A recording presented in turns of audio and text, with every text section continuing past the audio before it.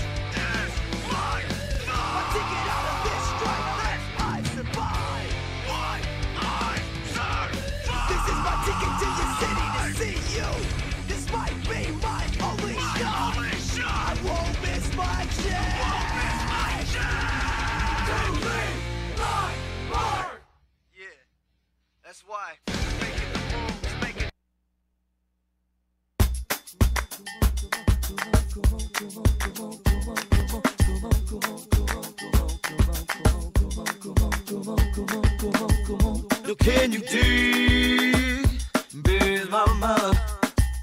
No, can you dig, with mama so on? No, can you dig, whatever they might know? Dig ourselves into these holes we cannot get out from.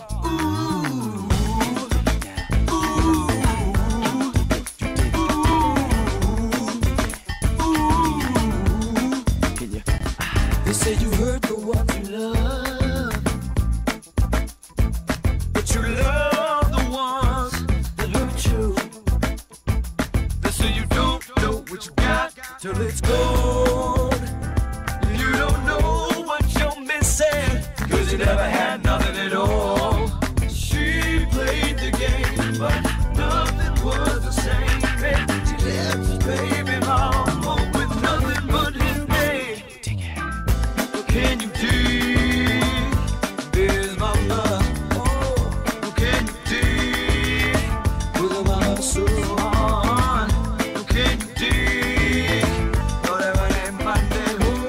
Dig ourselves into these holes we cannot get out from.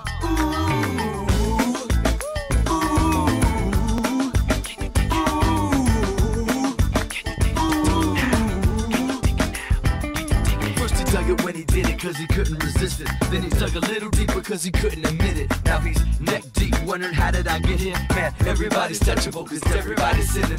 Out of sight, out of mind, out of money, out of time. Too late to rewind, got hooked by the line. There's only one rule, they can't do digging them chonies. You got to spend your money, money. Now can I take you home, she said. Now this ain't rent to own, he said. Now can my dog get a bone? Just a pound of gold digging since the day she was born. Oh, can you dig, biz mama? Can you dig, with the mama so on? Can you dig, all that money, money, oh, dig ourselves into these holes we cannot get out from.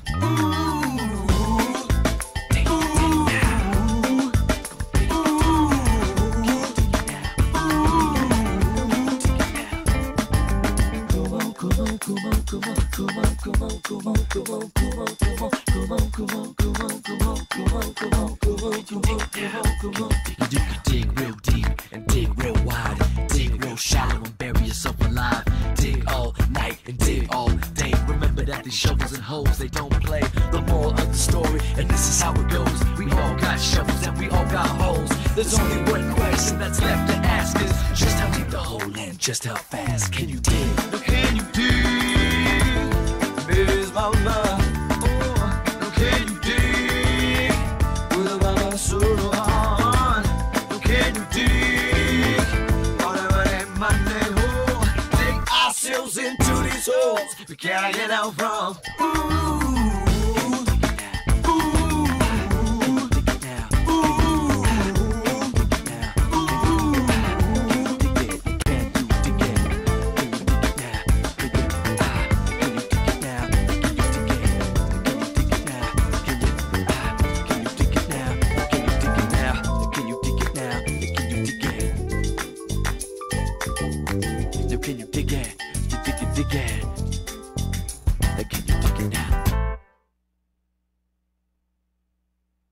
Radio without rules. This is Longbox.FM.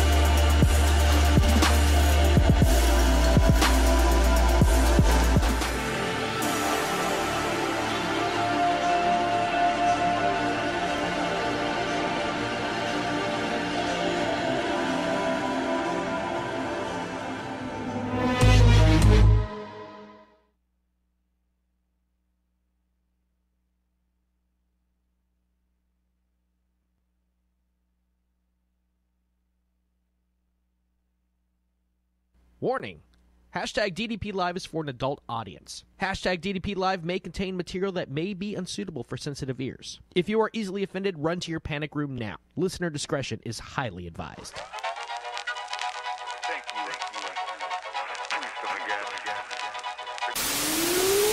you. Good evening, ladies and gentlemen. We are tonight's entertainment.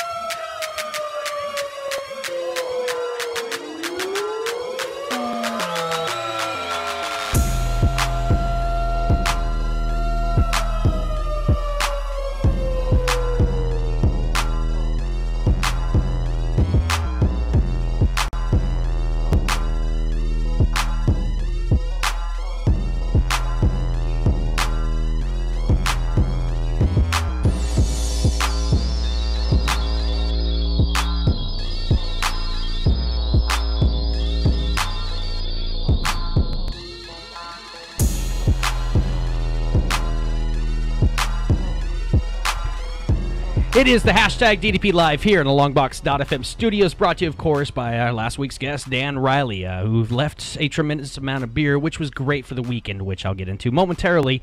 The show, this is a special one that we're throwing to you tonight.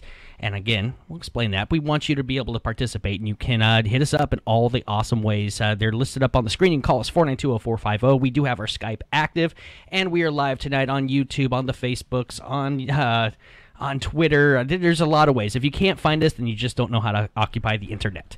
To carry on with last week's show, we had Dan Riley in, and he left a proposal out there for everybody. Free food.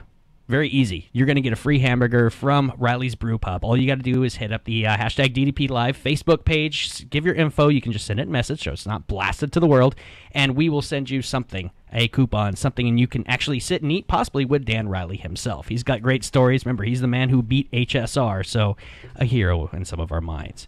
Tonight, we're also giving away tickets to a show, The Good, the Bad, the Ugly, Volume 12 at Fulton 55. Ken Lewis will be a guest next week, is putting on that show, and I'm actually hosting for the first time doing comedy, so I hope I don't screw it up or kill it super bad. We'll see. I'm really nervous about this. And if that's not enough, we're giving away tickets to see the premiere of Brick Madness. A local filmmaker has put together something that's being broadcast or premiered at Tower Theater September 9th, so we'll get into how you can win those later on in the show. Tonight's show being what it is. Chris is going to be coming in a little bit later. Anthony's out in San Francisco, so it's me and Cotty running the ship tonight. And, I think it's all right because we got something heavy that we're dealing with. Now, our guest tonight started off, as we were putting this all together, with Steve Brando, City Council member, District 2, who has been recently working really hard to be an awesome dartboard for the entire internet, or the Facebook at least, throwing down the homeless camping ban that obviously caused a lot of attention and now has been passed and will be in effect in about 30 days. How are you doing, Steve? Yeah, I'm hanging in there. I think I've recovered most of my wounds. You took a lot of shots. Yeah, I did. Twitter and Facebook, busting loose. Did you? I was thinking, there was a point I was thinking about a game tonight where we were just going to read mean tweets towards you. Yeah, we need like 5 hours, though. I was just rolling through them like, I don't want to say that one on there. That's really tough. Right. If we took out the ones with F-bombs, it'd be a little bit shorter. There's the filter right there. So tonight this is our main subject. We're going to be talking not only the homeless. We've done this before in the past. We had the Poverello House coming in. We had actually that was Blake Taylor joining us that night too from KMJ. This is going to go a little bit in a different angle on the topic because, well, I'll hold off for a second. Our other two guests that we have here tonight, and this was just it was put together last minute. And it's fun being a little guy who runs out of his house, and I'm talking to someone that has to run it up the flagpole through administration, and I was like, oh, it's just little old me, but cool, all right. We got one of the tops, the Director of Behavioral Mental Health Services, Jawan Utek, right? Director of Behavioral Health Services. Okay, maybe yes, what she said. You are near or at the very top as far as the mental health services, the Fresno County system goes, so you know a lot of the day-to-day workings, correct? I hope so. I hope so, too. I'll need your help tonight on this. And with you, because I was specifically asking, I wanted someone hands-on, day-to-day with the people that we're talking about. And that's an important phrase, the people that we're talking about. As I'm sure, Steve, you understand that phrase now.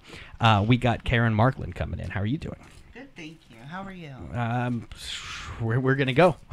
Excellent. So that's the tonight's show. This is what we're going to be talking about. We're going to be discussing all of the mental health services, what we need, what can be done better.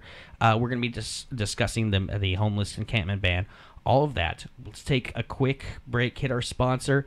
When we come back, we're going to go straight into this topic. And again, opening phone lines. You guys can call in if you have something positive to add to this. I'm going to be pretty harsh on the phone tonight, so behave. That's all I ask from everyone tonight. This is the hashtag DDP Live here on Longbox.FM.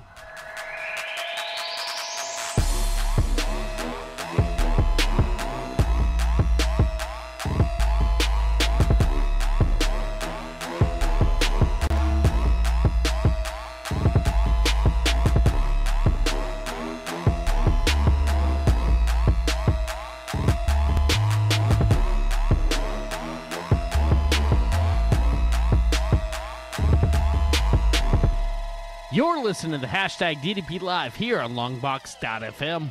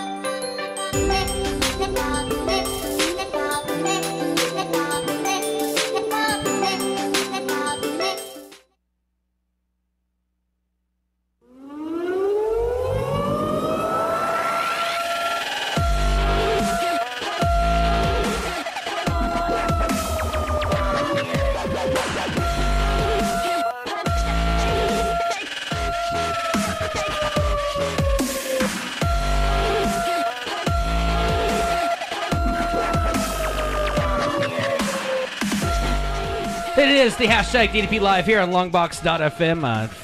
Behind the scenes, I'm sure you guys saw my eyes darting all over the place as we re-upped the whole system and got all the bugs. We're trying to get it out of it. So every little thing that doesn't fire exactly as I hope, it's like, what's happening? Like a dog following anything shiny.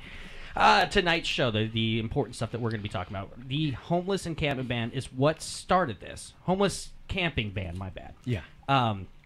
And I've heard a lot of your conversations on KMJ, Steve.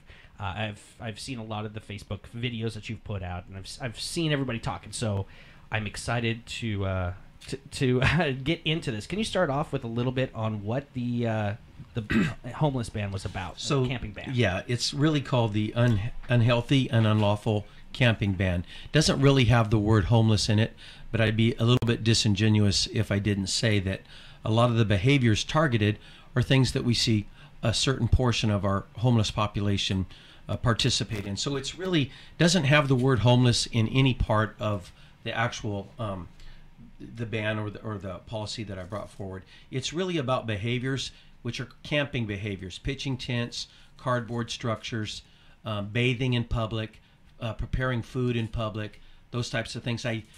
In the conversations we talked about people going to the restroom in public. But the truth is, in all reality, that's already unlawful. It wasn't part of the ban, but it got kind of thrown in as, in the conversation. But in the city of Fresno, we're seeing a lot more of that than ever.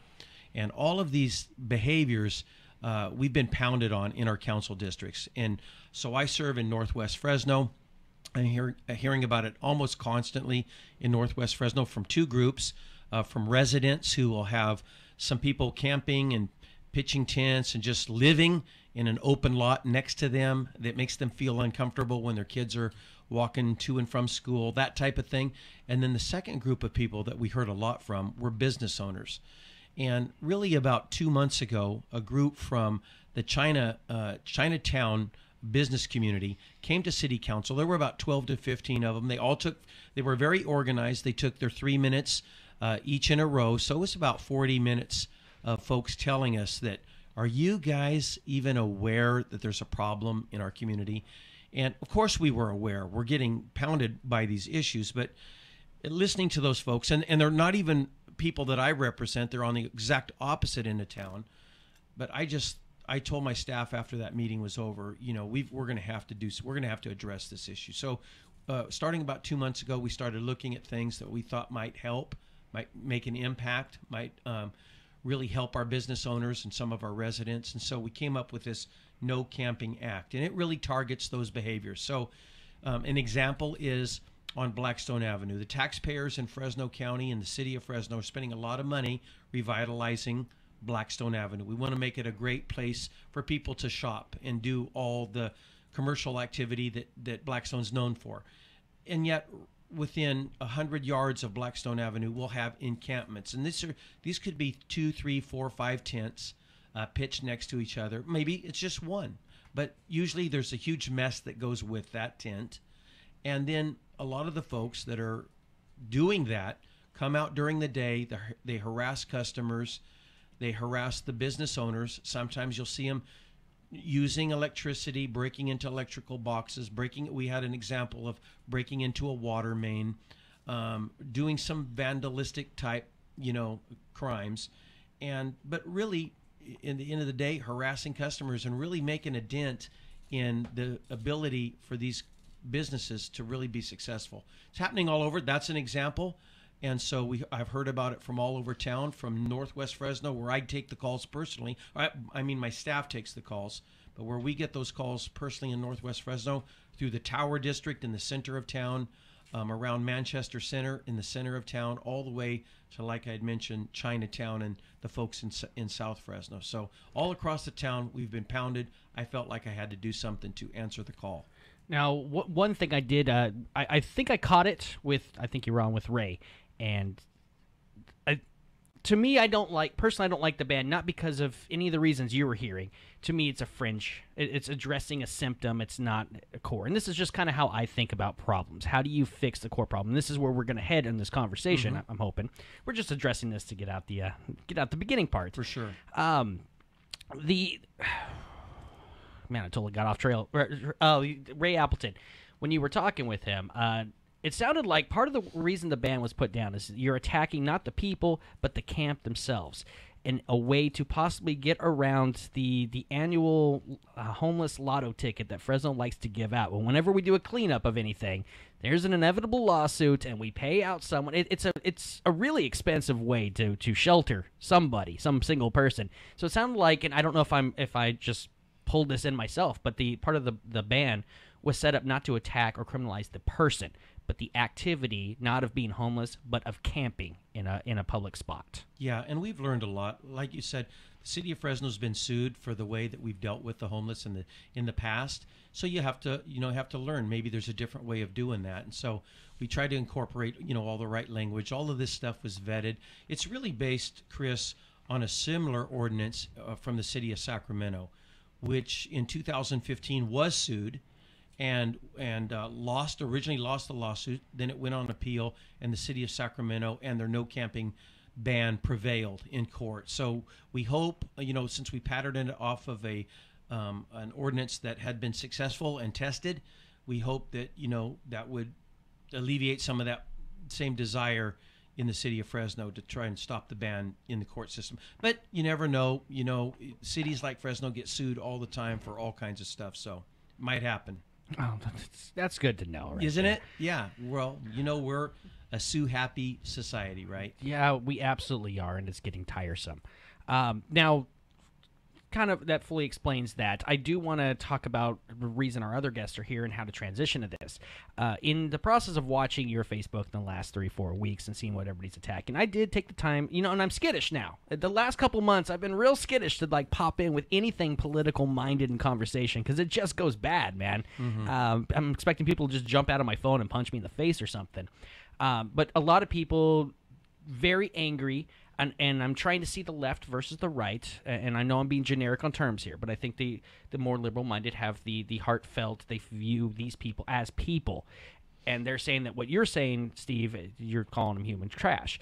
The right side of you, they still care about people. It's just done in a different manner, different mindset. They say that conservative people are a little less empathetic, more logical ones and zeros. And so it's like a relationship, man. Cotty here, her and I want the same thing, but it seems like I'm always wrong because at least that's what she tells me. So we're not communicating possibly in using the same words, and that's part of where we're going to hopefully establish some things tonight because Clint Olivier has gone through this, homeless and vagrant. I remember that was a thing. Some of the things I popped into on some of these message boards, though, I just snuck in there real quick with does anybody have any suggestions of how we can do this better?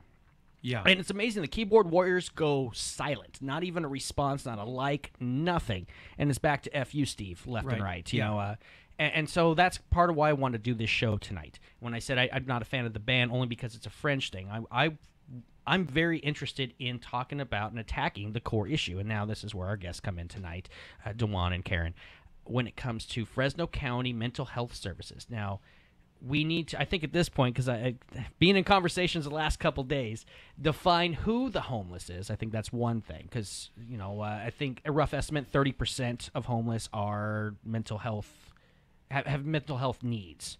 And excuse me here if I'm being too rough or not polite enough on it.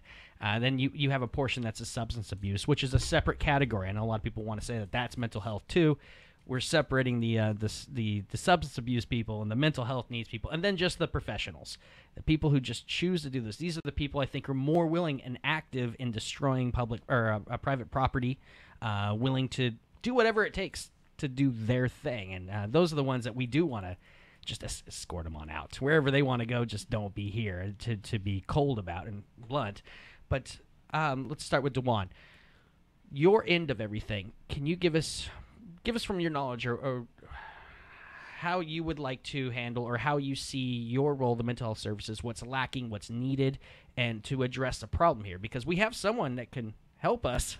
One of 7 plus a mayor. Mm-hmm. So I'm trying to get something positive here. So go for it. Sure. We have to go back a little bit to help the listeners understand what the Department of Behavioral Health Service is and what we do. So we're a county behavioral health department. And essentially our mission and the reason we exist is to provide mental health and substance use disorder services for individuals in Fresno County who have Medi-Cal or who are indigent. Further, we also have responsibility for coordinating a crisis system of care for individuals in a mental health crisis. So whether you have Medi-Cal, you're indigent, or you have insurance, it is through mental health laws and some of the services we provide. So to that end, we have, for instance, a crisis stabilization unit here in Fresno County. It has two parts, for adults and for children. And it's 24/7, and when someone is in a mental health crisis, they might go directly there, they might go to a hospital emergency department and then come there if they have a medical need that needs to be cleared. So that's one service that we oversee and provide.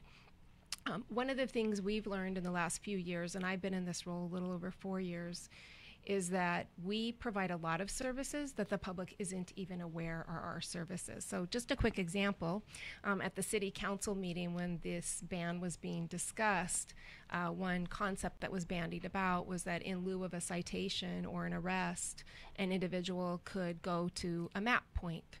And in the same conversation, the city council members were lamenting that they didn't know where the county was in this situation. Why weren't we providing social services?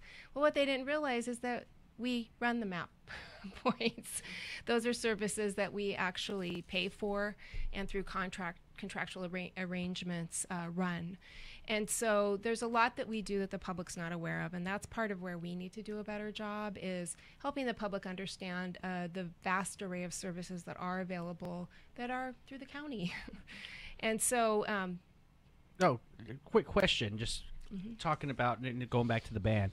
It was set up, if you get caught, you basically, I think everybody thinks you're getting put into the car and you're sent to jail, and it's not true in that sense. You have the option of seeking out a service, which now we're hearing, Tuan, you are part of that service. Is there any way for it to be set up where a social worker, somebody from the county, is immediately contacted at the same time that the cop is dealing with the person there on the street? Is there enough resources for that? Instead of just immediately, because you never know what you're dealing with when you, like Cotty is just homeless, we got in a fight. So now she's out there with her camp, and cop swoops up to pick her up. She's angry and crazy because, she's got a very bad fiance, and maybe he doesn't know the best way to deal with it. So she's just going to get swooped up and taken to county jail versus, someone like you or Karen that'd be out there who could help explain to her that she chose wrong and help get her to the right position. Is that possible? Well, it's going to be a multi-part answer. So there are a variety of resources in the county, and we'll focus on the city of Fresno because that's where the camping ban has been implemented or will be implemented. There is a Fresno Madera Continuum of Care, which is a federally mandated and funded program that is a multitude of agencies, including the Housing Authority and some of our community-based organizations, and their entire job is homeless outreach. That's what they do. And they're funded to reach out into the community where we might have homeless. That's a group that conducts the point-in-time count, and we have some resources in that as well. We have staff that are housed at the Paparello House, and they reach out into the community of homeless. We have some of our clinical staff that are available to go out there. So there are some resources. We are getting ready to implement an evidence-based practice in Fresno, in the city of Fresno, and hopefully the city of Clovis as well, called Crisis Intervention Team Approach. And that's where some of our clinicians will be paired with police officers to help with individuals in crisis. And so that's for someone who, how we define a crisis is a danger to oneself or others. And you can, if you meet that criteria, then you can be placed on a 5150 hold, which is an involuntary 72-hour hold for an individual to receive assessment and treatment for their mental health crisis. Homelessness is not a mental health crisis. And so that's one of the challenges, is that it's voluntary for someone to choose to receive services. And having a mental illness or mental illness symptoms doesn't always rise to the level that someone meets that criteria for an involuntary hold or being taken to our crisis stabilization unit or an emergency department or being admitted to an inpatient unit, which we have here in town. And so people have rights, and they have the opportunity to choose not to partake of services. And Karen can speak to this a little bit. I mean, when we are successful in getting individuals who maybe don't want services, and we won't focus just on homeless because this can happen even with people who are housed, it can take multiple attempts.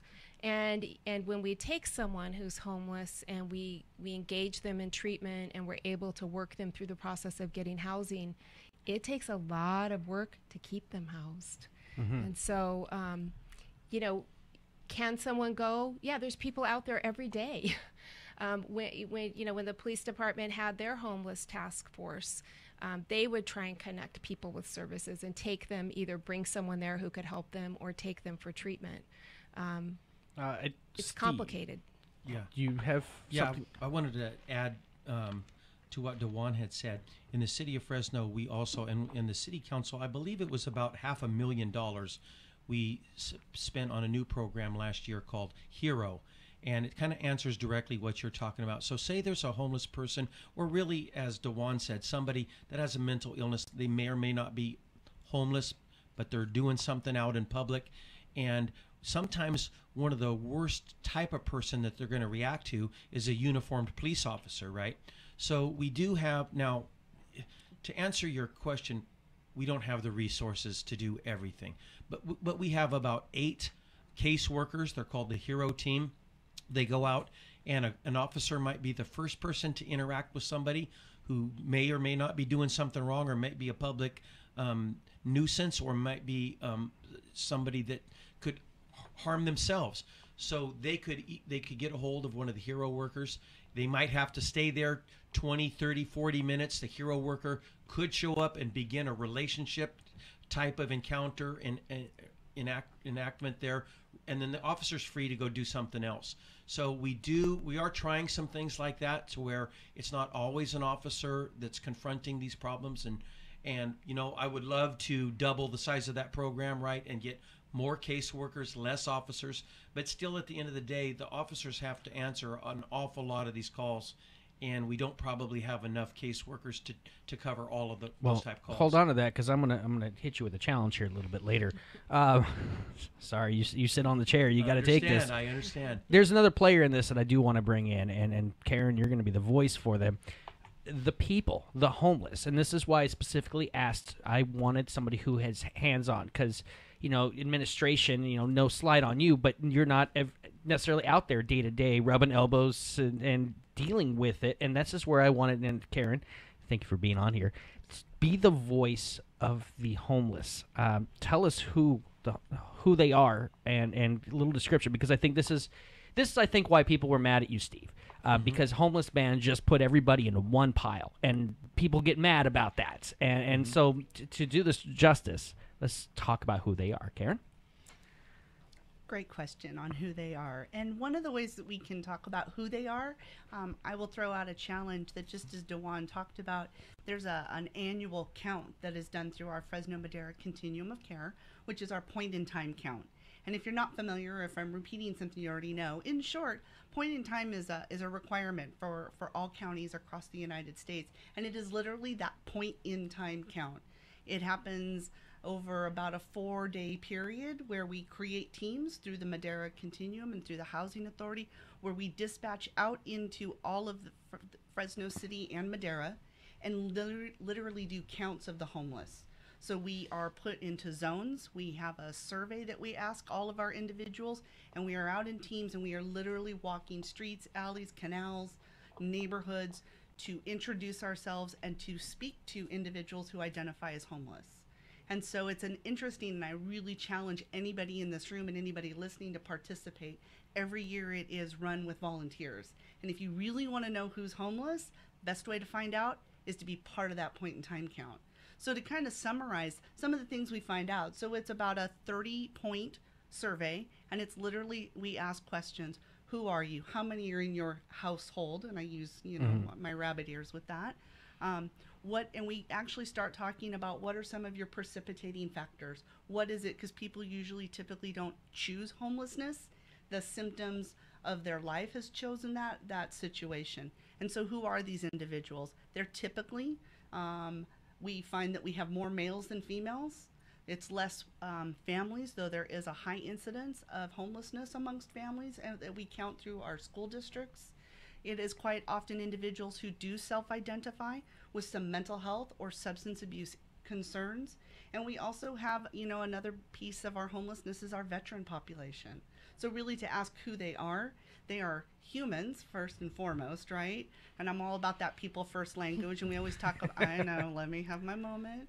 We always talk about homeless people. Well, we don't talk about cancer people. So it's the same kind of concept. So it's important to phrase that as these are people that are experiencing homelessness, that it is often a symptom or an outcome of their life. Okay. Percentages, if we get, and again, just to ease the conversation as we move forward here, was I about right? 30% true mental health individuals, people who, whether schizophrenia or whatever phrenias are attached to that individual, would that be a rough estimate? This is a very hotly debated topic. There are some people who would tell you every single person who is chronically and persistently homeless must have some mental illness or substance use disorder. The point in time count, we rely on people's self-report. And so you might expect what comes out of that, and that may be where your 30% number comes from, might be a little low. Well, it's hard. We're doing the research. It's hard to track down specifics. It is difficult because we don't always have a chance to examine those people and offer services. We will most assuredly concede that we would say the majority of people out there have a need. What the police group found as well was many of them have chronic and sometimes acute physical health problems as well. And so largely they have a need, and many of them do have mental illness or substance use disorder, and some have all three. Okay. What's our total number of homeless estimate in Fresno County from your census taking? So the point in time, which isn't necessarily all of Fresno County, but it's the city of Fresno as well as Madera. So in the 2017 point in time count, the total was 1,745 individuals that were identified during that point in time as either sheltered homeless or unsheltered homeless. Okay. Now, Steve, you had your finger going up. Because a couple of things I'd like to throw in, so that your viewers will know. There's some good news in this, and that is if the point in times probably a decade ago would have shown probably into the 4,000 or 5,000 range, right? It was substantially more folks being counted. So we do this annual count, and I'd like to throw in that through the work of these ladies and others, all of our partners, the number of homeless has been coming down. Now we've experienced a slight uptick over last year, okay? But so it's not all terrible. There's been a lot of great work done. There's more that needs to be done, but we're seeing the number of homeless in large volume has been decreased over the last decade. So I want to give a hand to everybody who is working with the homeless.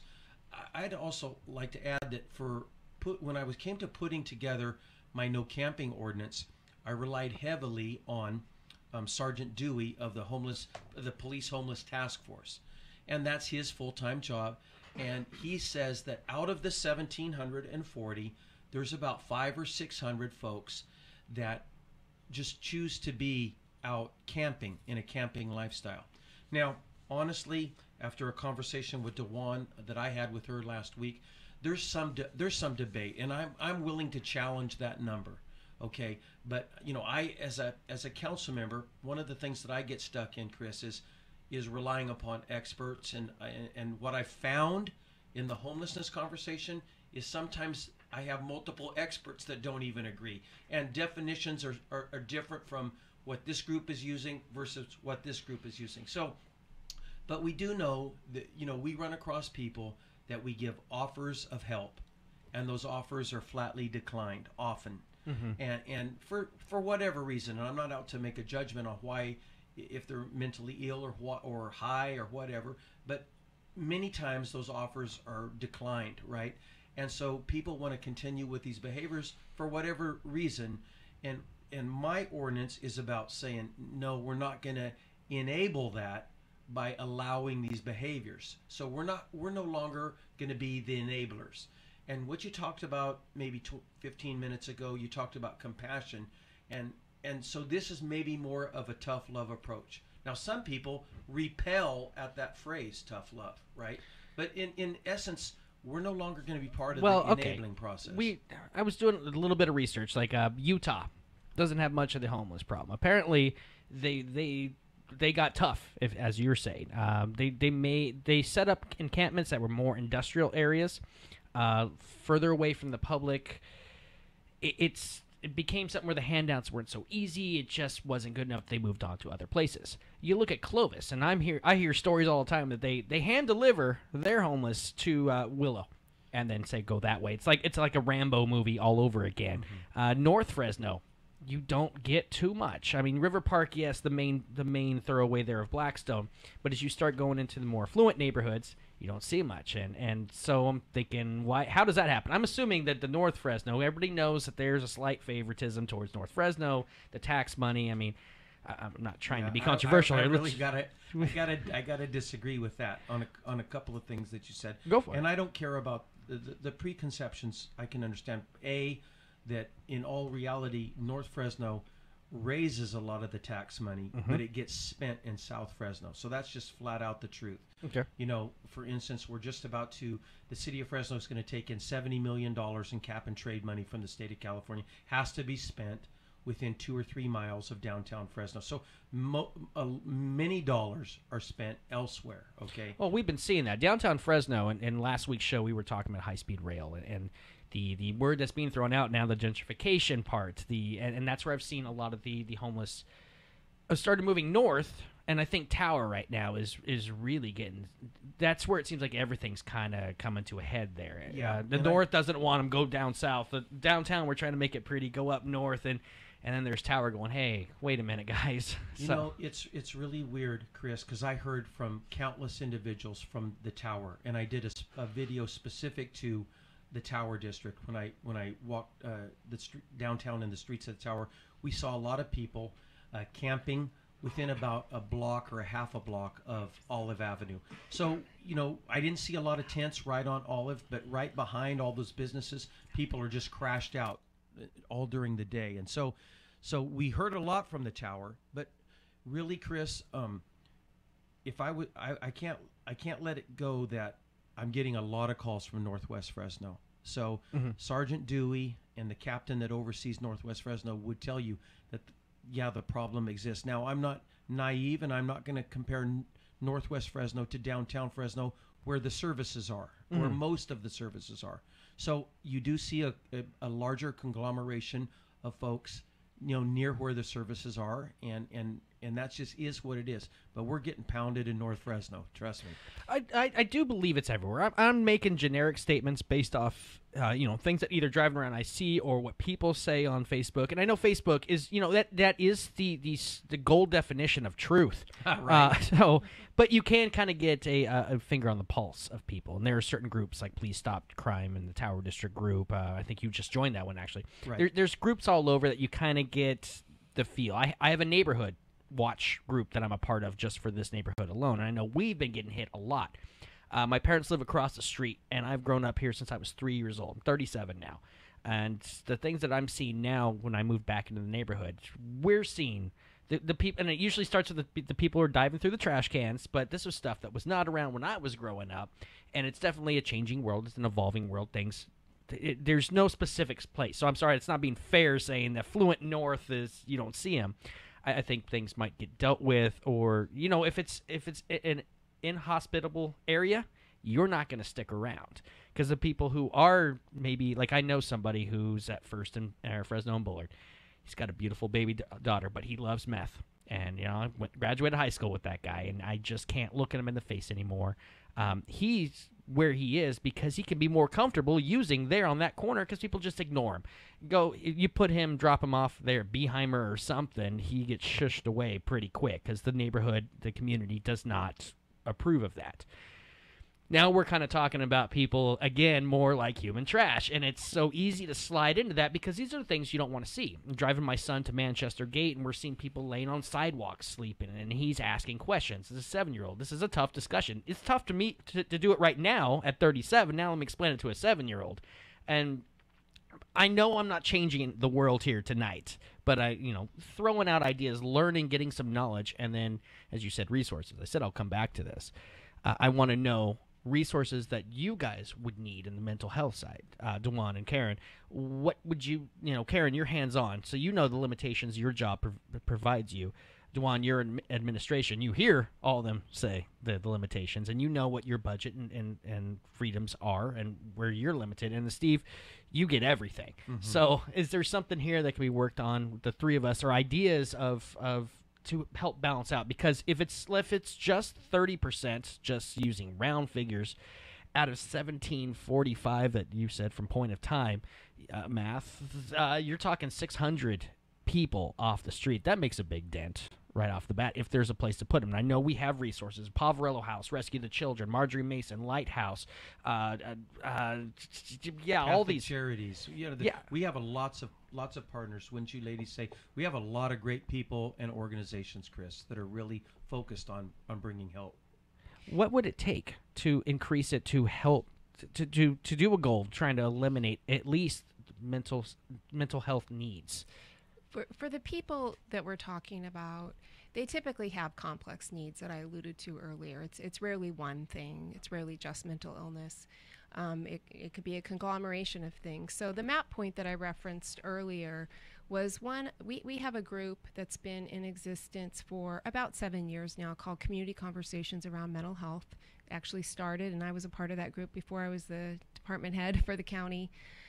That is hospitals and the behavioral health court judge and community-based providers and universities and all law enforcement that recognizes that to solve the issues of mental health, it's going to take more than just one sector. No one sector could solve these problems, or it would be solved if it was that simple. And so out of the work of that group, the MAP point concept came up. And MAP stands for Multi-Agency Access Program. And the first MAP was at the POB, and it was funded largely with city and county housing funds and the housing authorities, in-kind donations. And really that location was designed to address homeless individuals. And the concept is that people come in and they get screened across a variety of domains, recognizing that they may have mental health needs, physical health, substance use disorder. They may have no access to transportation. They may need housing. Have they signed up for any social services that they are eligible for? And that could be Medi-Cal or general relief funds or Social Security, et cetera. And then it's staffed by navigators, and those navigators are assigned to help that person when they score on the screening tool that they need help somewhere, to link them to services. And we're very intentional with the word linkage. We don't mean handing someone a piece of paper and saying, here's the 5 places you can go to get that. It's here's where you're going to go on this day at this time, and if you need help getting there, we'll get you there. And it's been pretty successful as far as people accessing it, but it's not a overnight or in that day solution. So for instance, the form you have to complete to qualify for subsidized housing is like this thick, right? Like 1.5 inches, 2 inches thick. And you have to have an ID card. And when someone comes in with their... right there. Let's. I've heard ID card, I've heard birth certificate, social security number, things like that.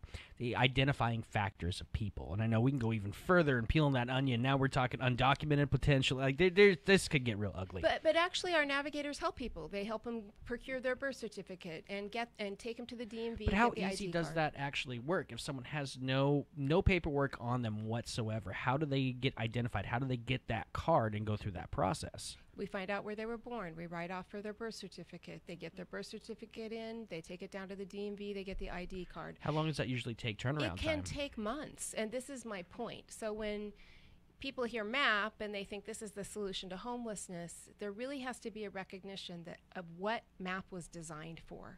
It was to help people deal with complicated issues that are not overnight solutions. And so if someone goes out to the street, you're not going to solve that problem overnight for that person.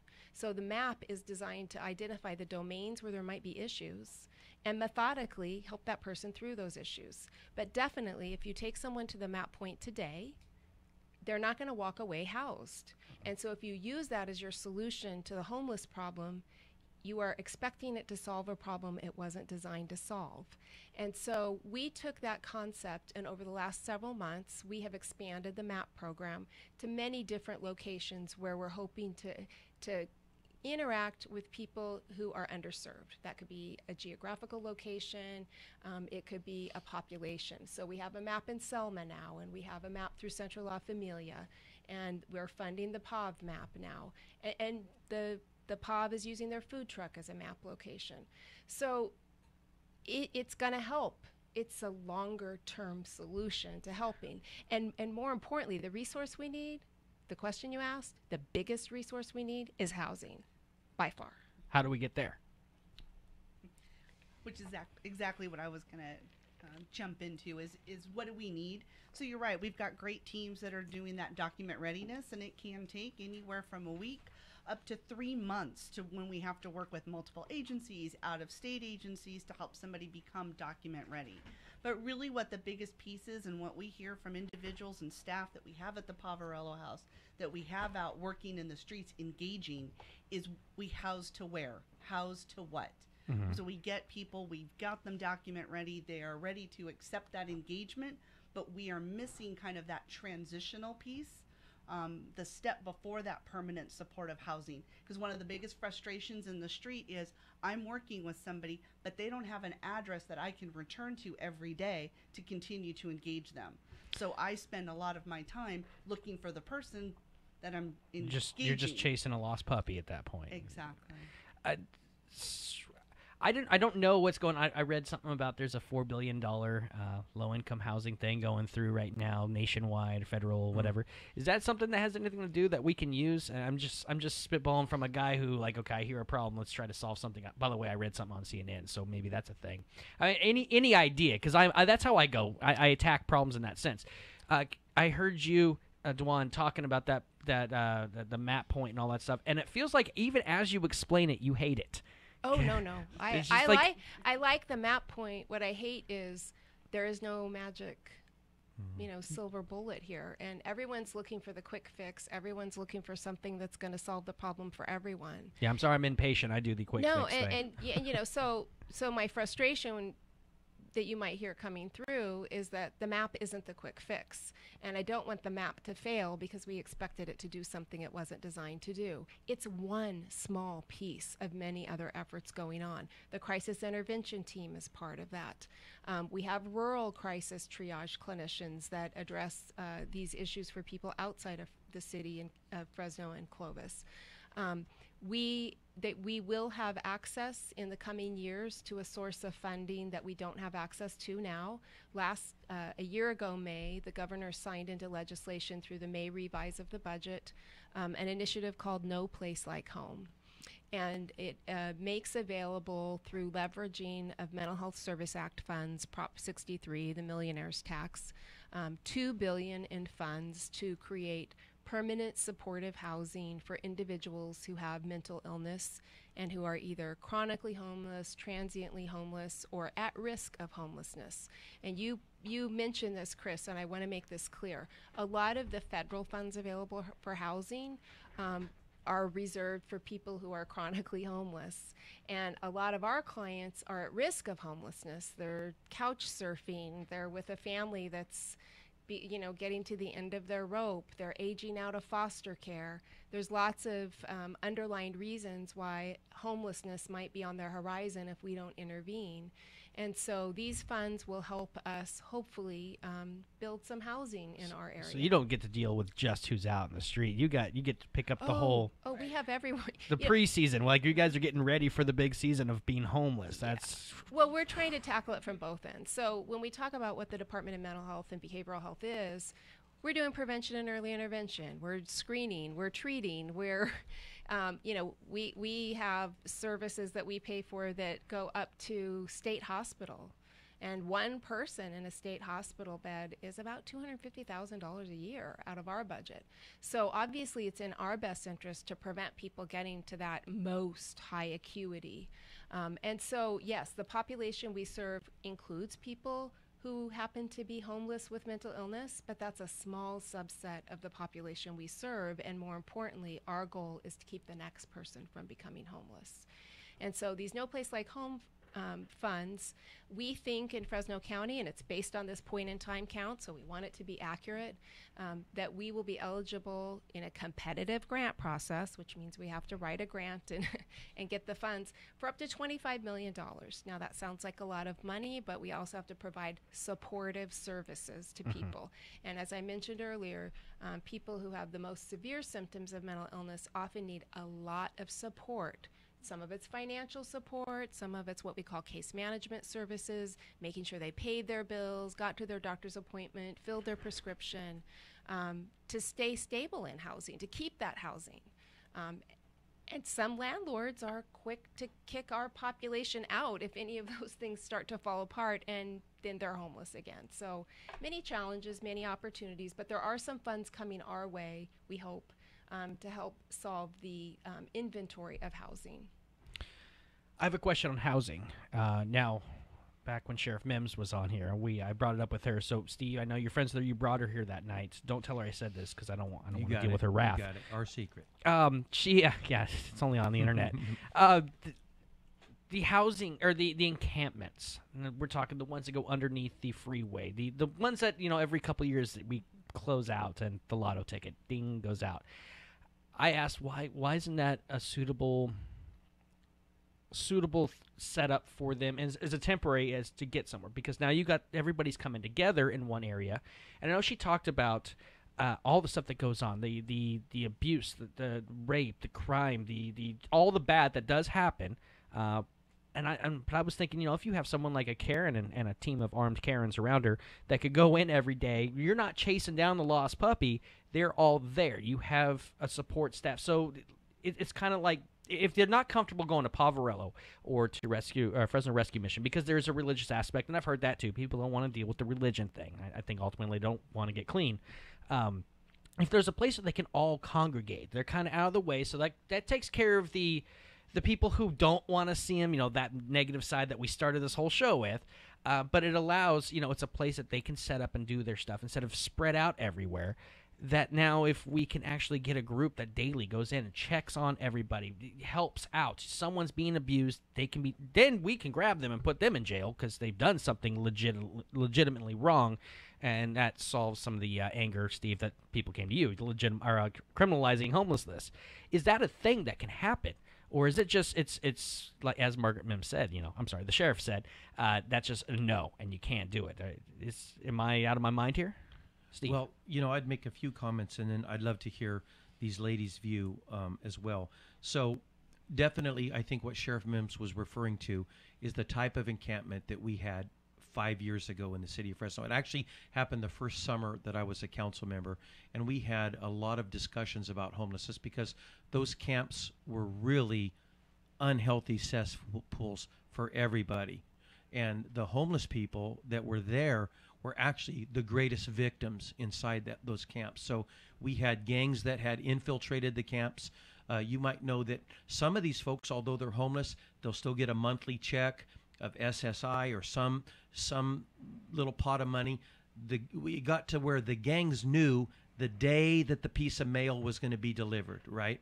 And then they would go swift talk, do a quick deal, sell that homeless person something for their check, for the fistful of dollars that they got to help them through, And so they were really it was just really negative. And so we had to do something about that. And then also they were all congregating in one area of town, which that area of town, Southwest Fresno, was tired of that. They were saying it's not fair for us to have this burden on just one area of town. So those encampments necessarily had to be broken apart. They weren't viable. Now, many people have come and said there's other versions of those types of camps. And about 4 or 5 years ago, when I first became council member, I remember being taken to Starbucks by one of our professionals from the Housing Authority, and he said, "Steve, this is wonderful. We're just about to go on a 3 or 4 city tour across the country. We're going to look at San Antonio. We're going to look at Houston. I can't remember. There's a couple of other places where there were more of a legitimate type of camp where the city provided the infrastructure, restrooms and a kitchen and stuff like that, and a walled fencing with security, that type of thing." And this was just 4 years ago, and now that same guy just walks away from that model, and that model is had difficulties. Now, I'm not an expert in that model, but now I'm repeating what I've been told by other professionals. You got me excited there for a second. Yeah, people have walked away from that model, and then the latest model is called Housing First, and it's not just nationwide, but it's worldwide in many urban cities, right? It's the idea is to get people into housing and then help them, right? So people have walked away, Chris, from that model that you're kind of alluding to of why can't we have kind of a cool encampment where people are safe and secure. Now, others would tell you that it's still viable. That's part of the clash that I hear. Now, I have to step back from that and let the experts kind of deal with that. I'm not an expert in that. Well, actually, as you were saying that, I see the faces here between our ladies. Go ahead. I know we were going to jump in on the housing or the encampment stuff. Your thoughts on that? As far as the encampment goes, I really would defer to the city and Sheriff Mims in terms of how would you police it? What's the infrastructure? We do know that there were terrible things happening in those encampments.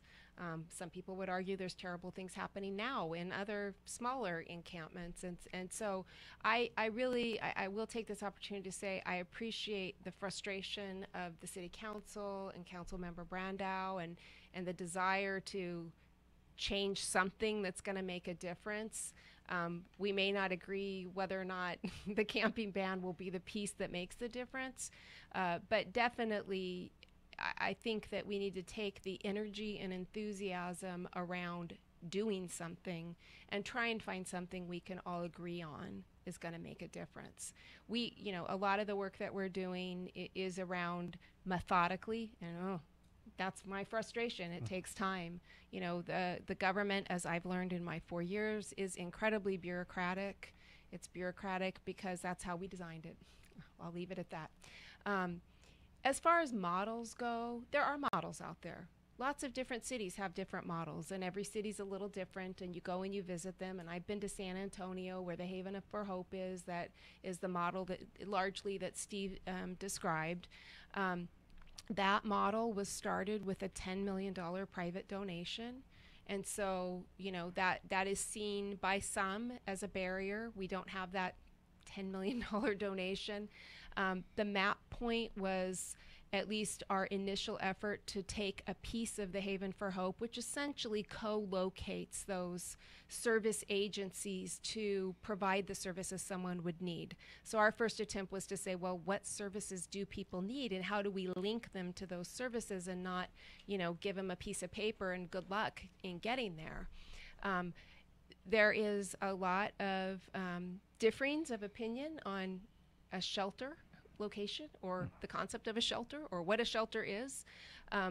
For us, we definitely feel like we need more housing options for the clients we serve who aren't yet document ready for housing, or that they are ready for housing. We call it document ready. When like a holding pen, but not in the jail sense. A transitional housing location. That's much better. A location where they can stay and get the services they need while they're awaiting their permanent supportive housing.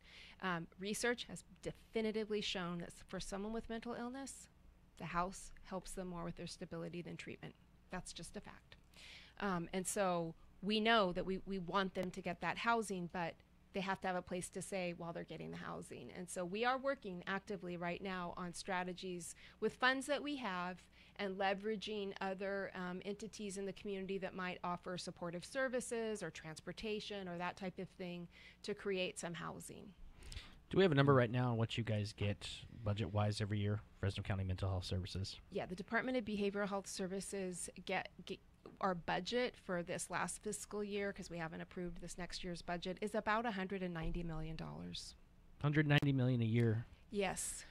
And with that, we serve, 25 to 30,000 people. I understand it sounds like a lot, so. It does. But it's a scary amount. And you have a structure, and, that kind of system is also very similar to the government system that you were alluding to earlier.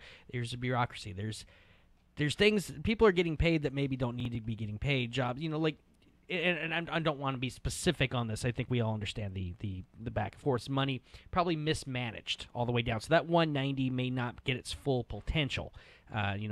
Money spent on mental health services, percent on the dollar is what I'm going for. I'd like to see, a dollar goes to a dollar, and I understand in the real world that does not happen. $190 million, you say $10 million for a City of Hope setup out there. Steve, we got you here because, at the same time, maybe we can just work on an idea to start helping, because the ball's going. As long as you keep putting out videos on Facebook and keep people mad at you, we might be able to keep this in attention of people for a while. Chris, what's really funny is I had a lot of people that came to me and said, Steve, we totally disagree with your no camping ordinance.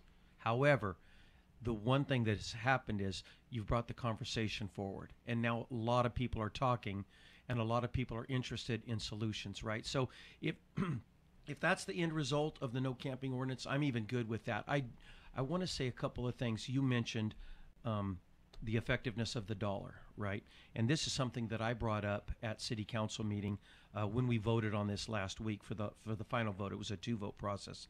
There's a lot of strings attached to government money. And these ladies would probably agree, and they have to play by the rules that are given to them. One thing that I brought up is all of this money has to be spent using prevailing wage, right? So here's a problem, Chris. If your goal is to help these 1,750 folks that are out on the streets of Fresno and Madera, and you want to provide housing for them, right now, the last couple of projects that have come to us through the Housing Authority have been apartment units that are costing about $225,000 a unit, right? So how many folks are you helping? I mean, when you're one family at a time, million sounds like a lot of money, but when you're starting to use almost $250,000 per unit. Well, yeah, for $1 million, you've housed 6, 7, 8 people. Right. And so I would love to see that prevailing wage string. I just got a finger. Yeah. I'd love to see that disassociated with this problem. I mean, this is where you get when it's all government all the time coming up with a solution. But go ahead. Dwan? Okay, so what I'll say here, and I have no comment on the prevailing wage because that's a separate issue, but I do want to be clear to everyone that $225,000 per unit in a housing authority is a little bit of a misrepresentation, because that isn't the cost to build the unit. That's the cost to build and operate the unit over many, many years. They have to capitalize their operating costs and operating subsidies. So if the rent coming in for that unit doesn't cover the operating costs, they've capitalized those costs to pull down a reserve to cover that operating cost, and that's what goes into the $225,000. So it's kind of like if you and I buy a house and it's $225,000, we don't pay $225,000 for that house and to live there. We pay millions to live in that house when we pay mortgage interest and insurance and PG&E and all of those things. And so I appreciate it's a lot of money, and I appreciate the issue of prevailing wage, but let's just be clear what we're talking about here when we say that that's the cost to build a unit. Okay. And so then, Chris, then the reality is, if it's so easy, why aren't we building any housing? So let's just ask, you need to have the Housing Authority in here and ask how many units they're going to bring online in 2017, right? You're going to be shocked how low the number is of units that we're actually trying to help a population that is crying for more units. So this all gets back to what Dowdy said about 20 minutes ago when she was talking about Map Point. And I agree, and I see her frustration. I understand that. When you come to Map Point, which what my ordinance helps push people to Map Point, you can't house them overnight because there's no housing stock for them. And then you want to pull out your hair, if you had any hair. You want to pull out your hair on the way saying, there. Why can't we get more housing? And there's a lot of log jams, government log jams, that really stop that from doing what I think every one of us in this room want. By the way, as a conservative, I buy into the housing first idea. I agree with Dowdy. We need to get these folks in a permanent setting where they can then add the services. And I agree with the professionals, but the truth is not happening. I just, on our internet feed here, someone popped in with tiny homes. I know those things. I saw the tour, $10,000 estimate, rough. We were talking $225,000, whatever, and however it gets to that number, that's a lot of tiny homes. And already a failing strategy, Chris. It's already failing. Yeah, So this sucks. you take San Jose, our neighbors to the north. San Jose, they had talked about 56 units or something like that of tiny housing. It's down to 48 units now. It's not working. The community doesn't want it, and so it becomes very difficult. So these are all strategies. They're throwing darts at the wall, hoping something sticks, and already people are walking away from the tiny house model. There are some communities doing tiny homes that I'm aware of, but they are not government built and run. Well, private. And honestly, the tiny house strategy is one of those things that I would be the first to say, don't get government involved. There's too many rules and regulations. There's constraints on our funding. Is there anything we would muck it up that can work involving the privates? We're talking the Fresno Rescue Mission, things like that. The idea of the City of Hope. Any way to combine, or is that separation of church and state too strong? You cannot cross over. Because I'm looking, Fresno Rescue Mission, I know that building's getting knocked down. High-speed rail's coming through. Jerry Brown likes to throw as much money, whatever BS tax he calls it, into high-speed rail. Can't we just use some of that money to expand Fresno Rescue Mission's new building, create the City of Hope? Everyone's working together, and if we really want to be that city that is the center point of this state, as we're connecting L.A. to San Francisco and up north through this train that's never going to happen. If we want to be that city, don't we want to be doing the City of Hope? Don't we want to be the beacon of light to try to eliminate as much of the homeless issue as possible? Because we're making everything shiny in downtown, and money is coming in. And as the poverty level right now in San Francisco, $120,000 means you're poor. Those people are going to start moving in. They're going to start building. They're going to start expecting this city to start appearing more like how they want to live. So as we're just shining up this Fresno area, the fifth biggest population in California, isn't there a way that this can all work out, private and public, or am I just a crazy man who drinks way too much? Well, going back to no place like home, the challenge for us, and I'm just going to be frank, we're a behavioral health department. We're not housing developers, and yet we're going to be tasked with developing housing. And so we're going to have to rely on subject matter experts to assist us in this process. We do anticipate that there will, I think the flaw we all go down is that, again, there's one solution. So I think we will partner with the Housing Authority on some of that, but it won't just be the Housing Authority. We'd like to see if we can rehab some of the, units that are failing already in Fresno and find if there's a way. Just to give you an example of some of the constraints with our funding. So this wonderful No Place Like Home funding, but you can't use it to fund a unit that more than 49% of the units are for people with mental illness, unless it's less than 20 units. There's all these different rules around it. And so we are going to have to be creative. We are going to have to partner and collaborate. And we do have a good core group in Fresno that's been working together a long time to try and come up with solutions. We're not done. We keep trying. And funding is being made available through different mechanisms. We do need to leverage that funding. And we need to diversify as much as possible. We know that we have issues with room and boards.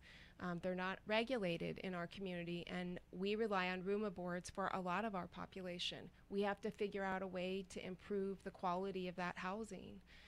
We know with the Somerset issue that there's existing housing units that get counted that are not good, and that contributes to the problem. So it's going to take all of those things. Is there anything that we can take out of this here tonight? I mean, I'm just taxpayer gas bag on a microphone. The three of you really are involved in doing something. I'm just trying to get you together for our listeners and just, again, the way I think, I want to sit down with people who are way smarter than me and way more and throw out ideas. And it sounds like a lot of my ideas in my mind sound great and then come out of the reality is just not there. Is there anything here that can work? I don't want to be discouraging about some of the ideas that you've had and that many other communities, as I said, have had. I think we're going to have to try some of these things here. It can't all come from government. I think the private sector, if they want to solve the problem, has to get some skin in the game as well and help us solve these problems. Again, our mission is beyond solving homelessness. We are providing crisis services, inpatient services. We already provide housing for people. We provide treatment, medication. There's all kinds of things that we provide to our community, and the homeless population is a small population that we serve. So you hear our budget number, and that sounds great, but there's all kinds of things that we do with that money. But we're willing to partner, and we're willing to leverage those funds. And there are many government and community-based organizations that already do this work that we can rely on. But we're all going to have to do things differently if we're really going to solve this problem. I like what you said there, and I had that idea, Fresno Rescue Mission. Let's work with that, the high-speed rail money, because that's just money being thrown at anything. So let's just take it and use it for something. That'd be great, but we'd probably be lynched if you set a finger on it. You know, you mentioned a lot of things, Chris. I just want to make a couple of off-the-cuff comments, okay? City of San Francisco, colossal fail. Okay, over the last decade, they're at about $1 billion on homelessness. You go up there, smells like a urinal. Okay, your viewers know all what I'm talking about. Now, it's not down there at on Market Street, or it's not at Fisherman's Wharf. But you get one block off the beaten path, buddy, it's trouble. Okay? Oh yeah, no. Los Angeles declaring an emergency. Well, they stopped short of declaring an emergency, but they're raising a bond. They're going to throw a lot of money at the types of things that you're suggested. Up and down the West Coast, Seattle, colossal fail. The mayor just declared an emergency. Okay, this problem. So here's one of our things that we're facing. This is what I heard, and you ladies might tell me if I'm wrong, but I'm relying on things that I've heard from other professionals. The state of California has about 44% of the nation's homeless, right? We're great weather. It's a beautiful place to live. There's recently. Lots of services, and even though we're tonight talking about needing more services, but there's lots of services. So this is all happening up and down the West Coast, as well as almost every urban city in the world, okay, is facing this. It's not just a Fresno-centric problem. We're trying our best, with limited resources. I think that's what these ladies are saying. That's what many of our service providers last week were saying when we were having this discussion at council. Okay. And let me just say, because I need to correct you. You implied that there's a lot of waste in that $190 million. And I'm sorry, I didn't mean it that way. It's just in general, when you get, as you said, when you get government involved, you don't get a dollar on the dollar. Bureaucracy definitely cuts in to the resources we have for the people we serve, and I would acknowledge that. But I do feel that we're using our funds pretty well.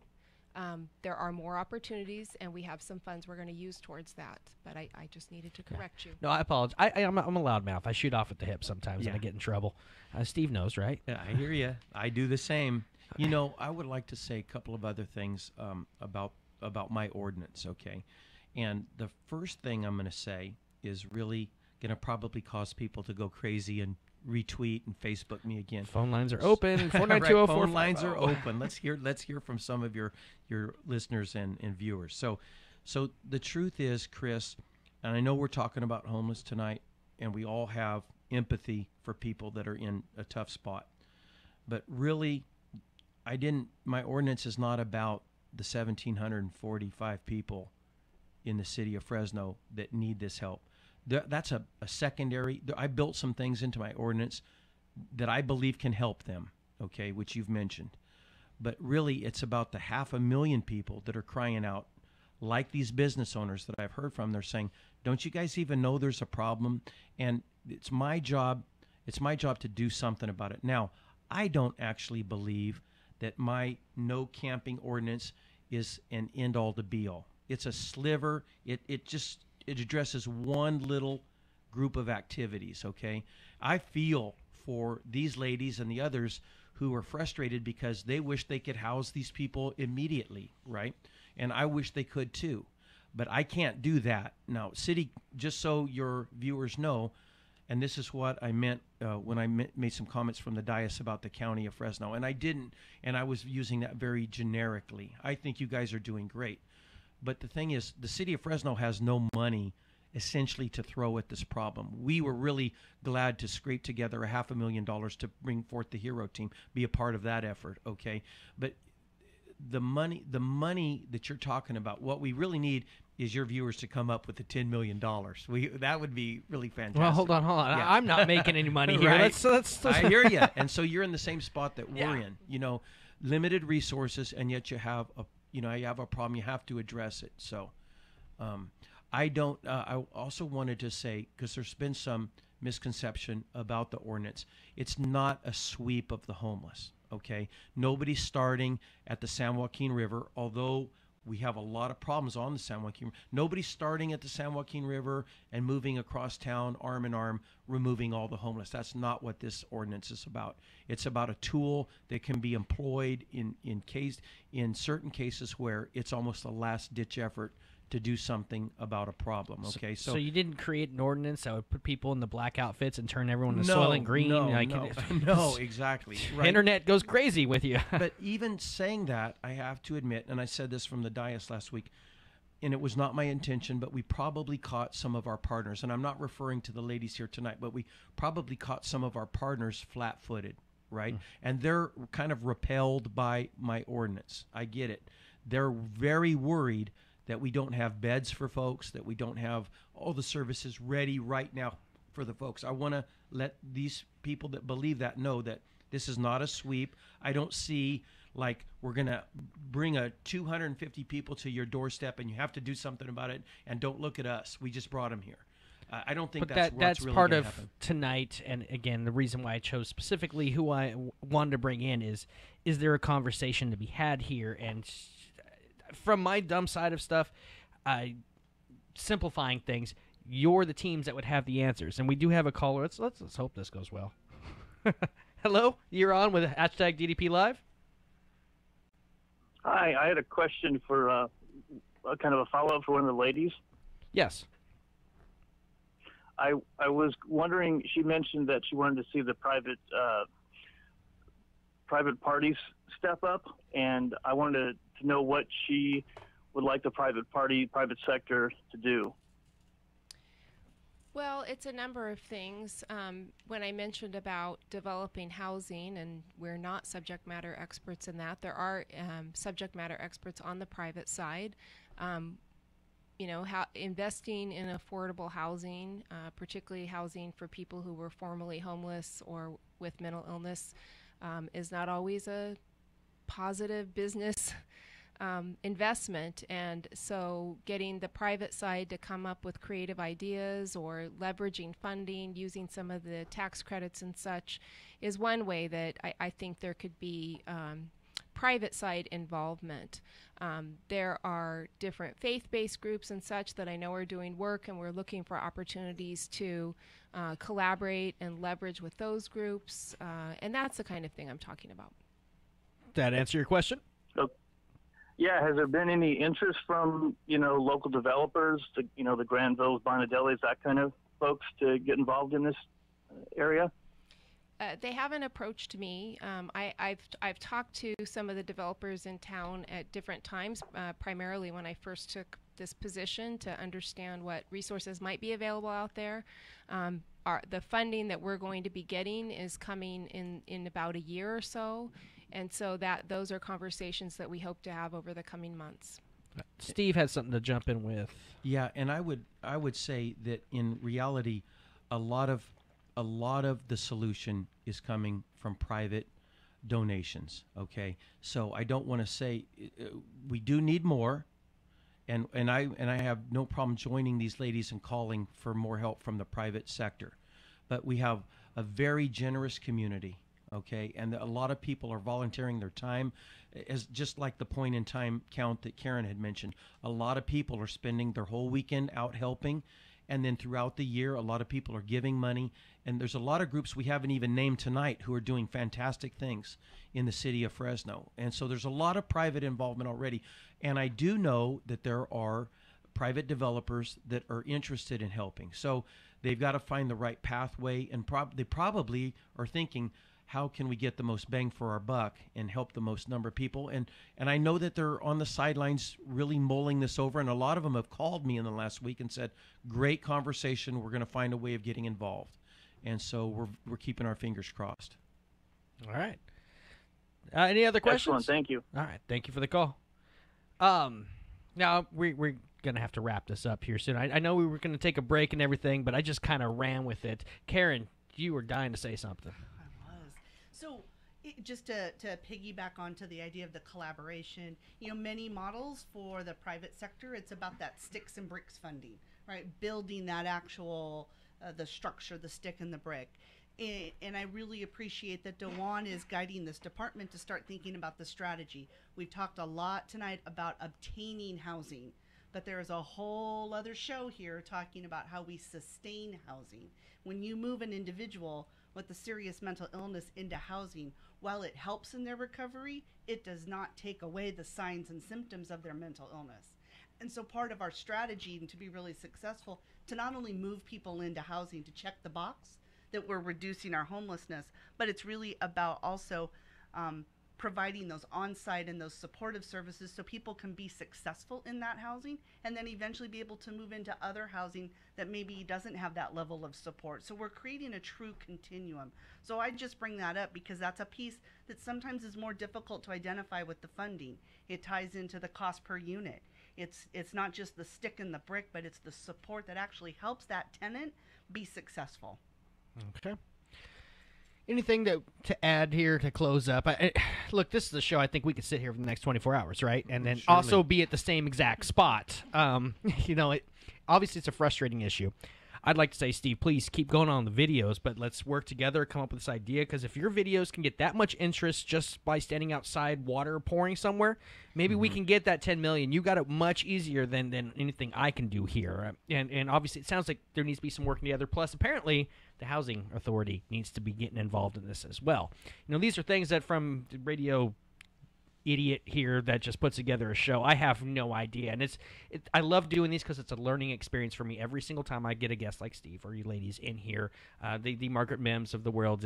It's always something new, and I want to do something for Fresno, anything I can. This is my platform. This is the best I can offer. So any final things from you ladies? One little plug for the Housing Authority, because I was sitting next to the executive director today, and I asked this question. I think it's worth saying. In the last 9 years, they've built about 2,400 units in Fresno. And if you figure roughly on average 3 people per unit, that's 7,200 individuals housed. When they recently opened for new applications, there were 40,000 applicants. And that really helps to, I think, illustrate, to Councilmember Brandau's point, yes, there's a big delta there between the need and the available housing. The Housing Authority is working on veterans housing, which I think we can all agree is very important in our community and across our nation. And they have many, many developments in the pipeline. And so, but it's not enough. And they are really probably one of the more successful housing authorities across the United States.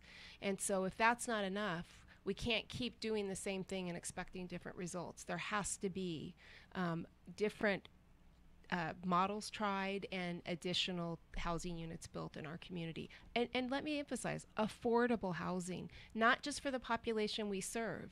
The population we serve doesn't get their needs met because there's too many people without mental illness and substance use disorder that also need housing. Mm-hmm. And so though the housing units that would be available for them are taken. And that's really one last parting thought is we need more affordable, safe, quality housing in Fresno, period. Not just for people who qualify for HUD and Section 8 housing, not just people who are in our system of care. I think gauntlet's been thrown down, Steve. And sorry, you represent all of City Council tonight, right? You are Lee Brand, you are everyone. But hopefully this is something that you can take back to your fellow City Council members and something, because clearly it's a hot button, not just for those who are in the room tonight who work on it day to day, but as you've seen the last few weeks and how that's gone on Facebook, you've been doing the tours of the radio stations. Mm-hmm. My concern is now that's been done, it's going to go away. No one cares again. Now it's just the people you ignore when you go into 7-Eleven. No, I use my card. I don't have $1, dude. That type of stuff. The you can't take the foot off the throat. If there's interest in going on or to talk about homeless and how to solve things, it needs to be constantly put out there in public eye. And I would think if you did any type of survey of Fresno County residents, top 3 homelessness is in there as a concern, whether it's I don't want them around or I care about them. However the words are used, that's still in the mind of everybody. It's just not something that we talk about. So thank you, everyone, for being here tonight. Any final things, Steve? I would just say thanks, Chris, for facilitating another conversation. I would ask you to trust me that from the mayor on down, many people at City Hall are very passionate about this, and it's not going to go away. These ladies, our other service partners, are very passionate about this. Everybody's, I believe, is doing their best with what they have now. We're also just looking for more and more opportunity. And so I want to thank all of your viewers and your listeners. And I would say there's plenty of places to volunteer. And you can get in contact with these ladies. You could call my office, and we could plug them in if people would like to volunteer to help these folks. All right. Well, with that, I'm going to close this whole thing out. Different show tonight. We changed it all up. I know you were expecting breaks, so were we, and I just went with it. The conversation's rolling as it should.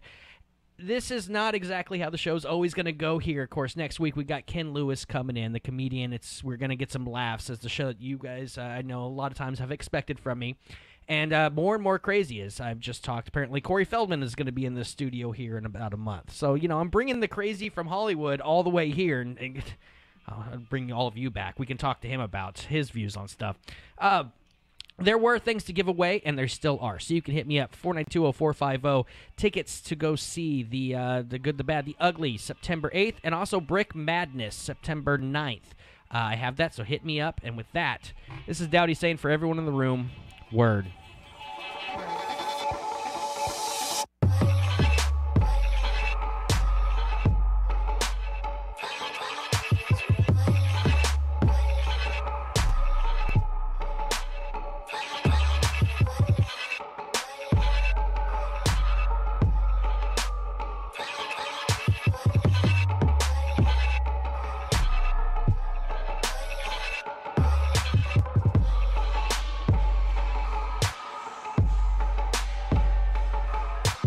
You've been watching hashtag DDP Live on Longbox.FM. The opinions expressed on hashtag DDP Live aren't necessarily those of staff, management, or sponsors of Longbox.FM. If you have been offended in any way during this presentation, you should have turned it off long ago. Hashtag DDP Live is a presentation of Longbox.FM.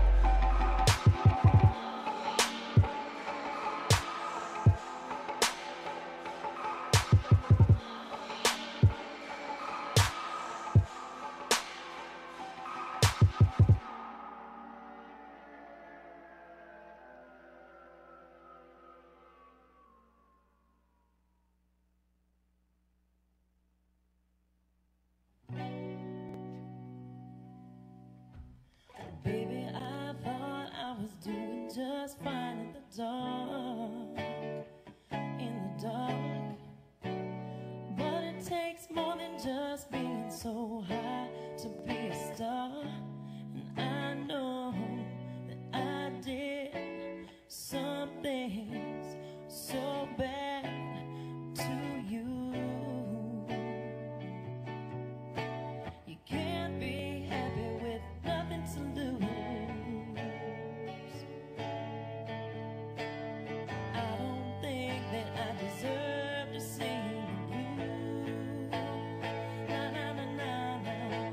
I don't think that I have nothing true. I won't be happy until I'm gone and blue.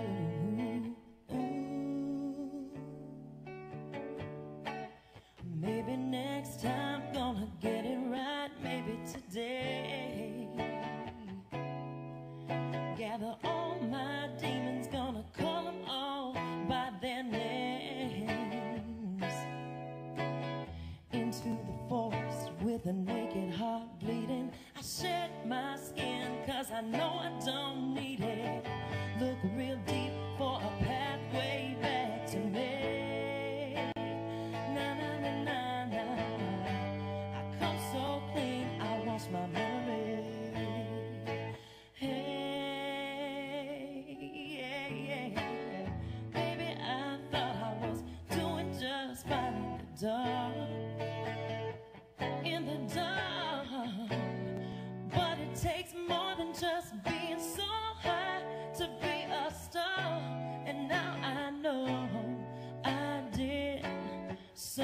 things so bad to you.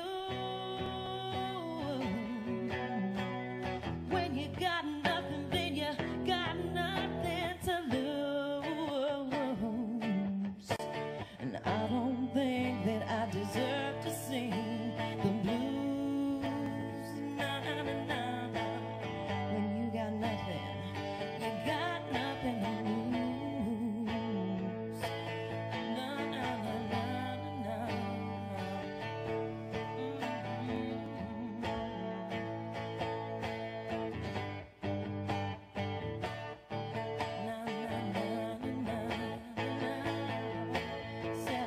Look real deep for a pathway back to me. I come so clean, I wash my memory.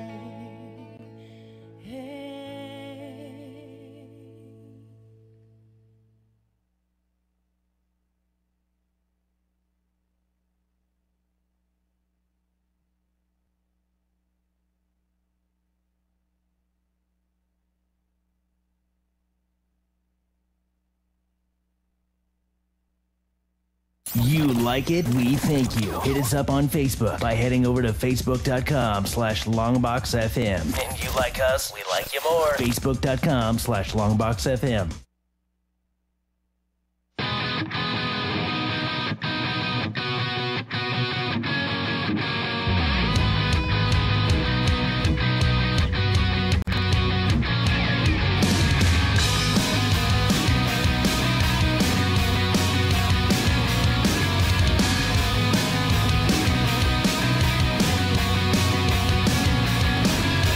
Why is your world spinning?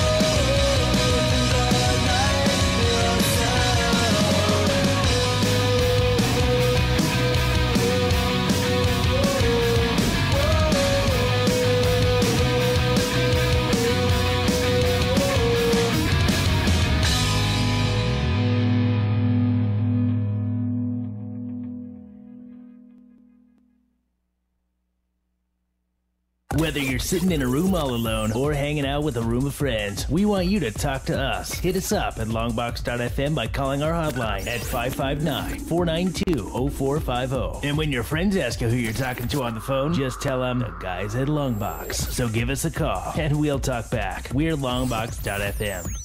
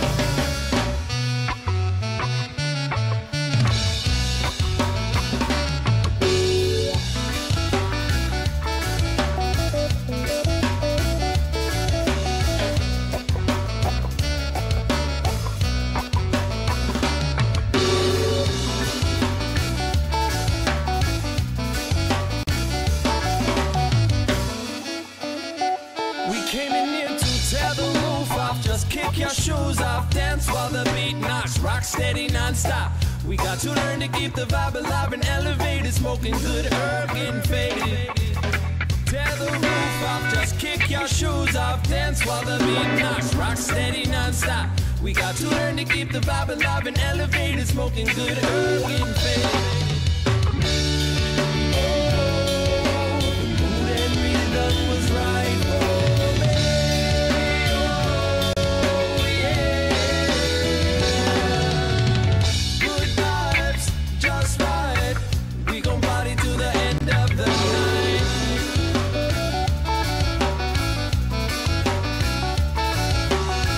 Good vibes, just right. We gon' party to the end of the night.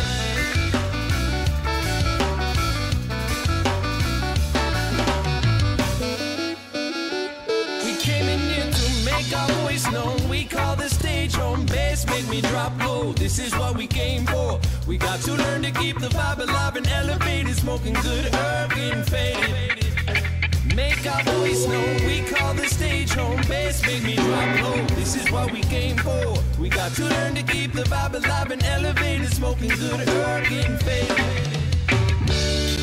Oh, the mood and rhythm was right for me. Oh, yeah. Good vibes, just right. We gon' party to the end of the night.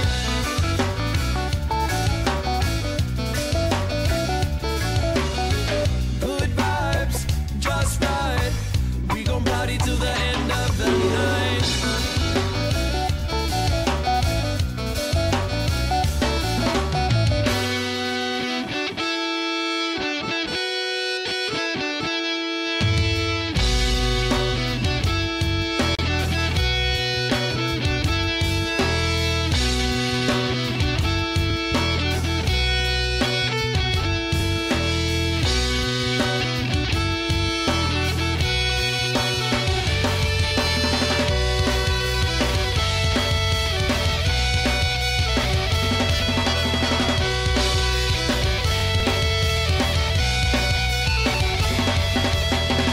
Good vibes, just right. We gon' party to the end of the night. To the end of the night. To the end of the night. To the end of the night.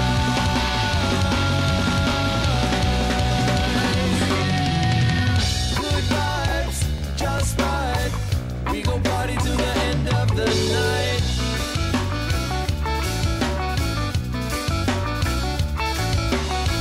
Good vibes, just right. We gon' party to the end of the night.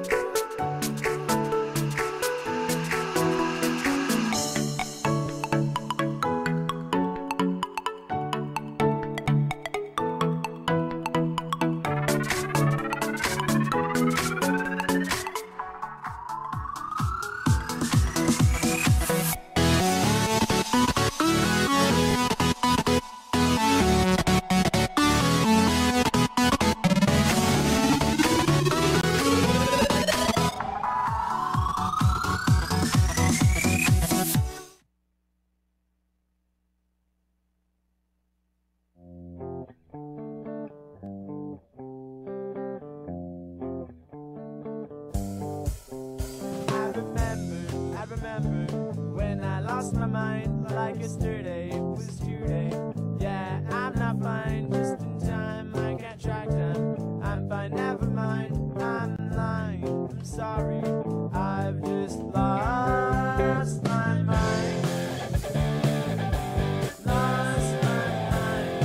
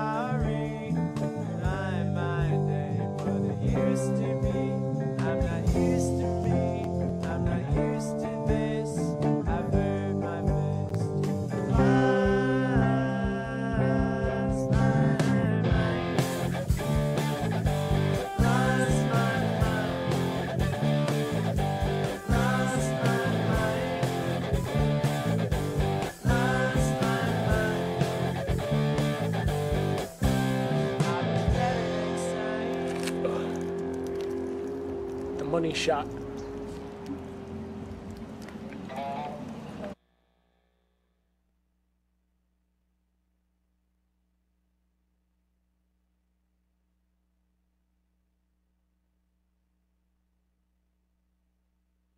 Take us with you everywhere. Search Longbox.FM in the Shoutcast directory on your iPhone or Android. Hit up the App Store or Marketplace and grab your free copy of the Shoutcast radio app. Then search Longbox.FM to keep us cranked wherever life drags you. Meeting you at the crossroads of everywhere. Longbox.FM. A million miles away, standing waiting here in space for the gazing stare of those eyes that'll bring me light tonight.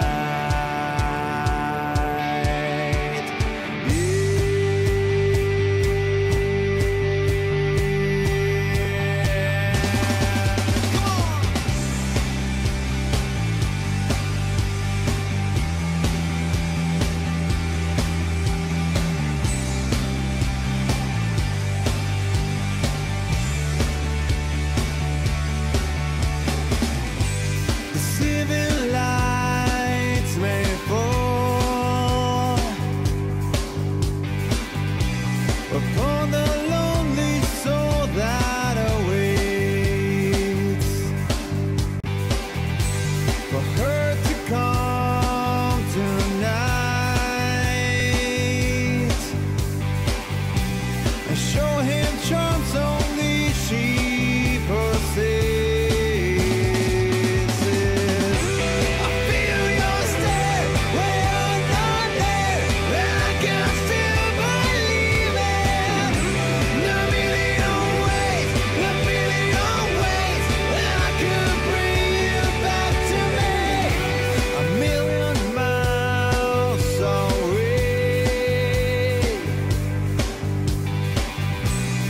I've been standing here waiting for the gazing stare that'll bring me light tonight. Well, you've been here this whole time.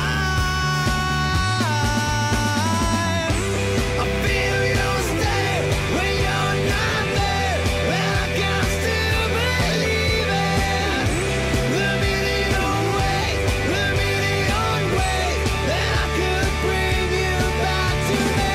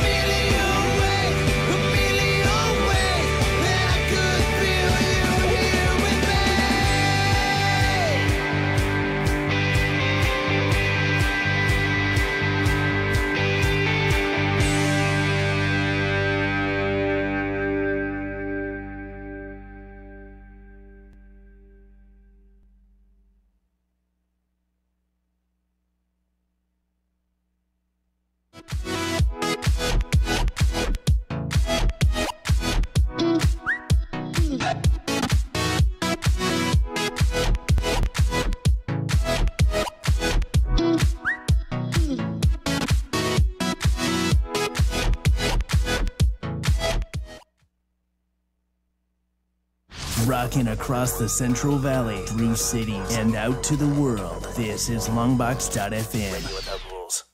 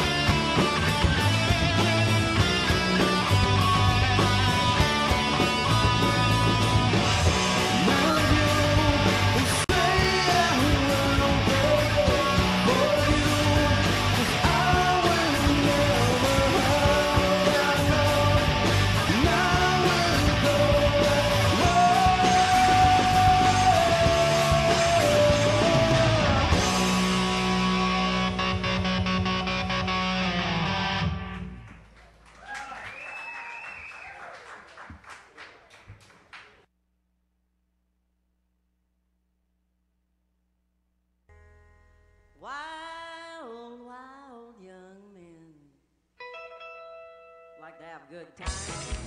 Wild, wild young girl, like to have a good time. Wild, wild boy and friend, like to keep her mind. Wild and dig it, cut up to one.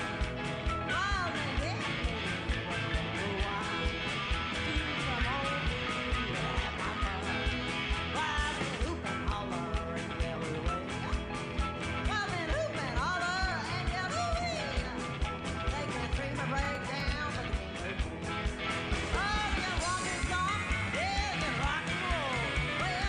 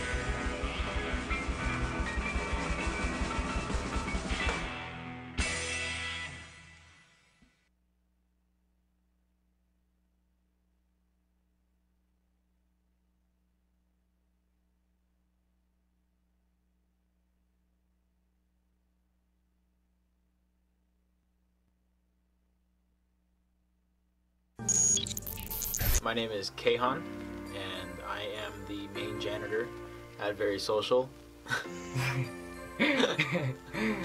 Should I just say janitor?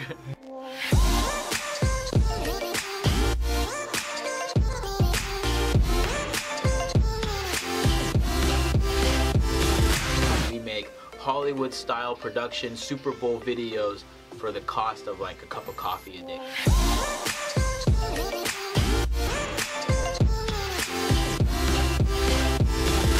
I didn't build this company or start this company to make money. It was honestly just a small thought and idea and something to do, and it really evolved into something much bigger than I am. And that is because of the squad that we had in place.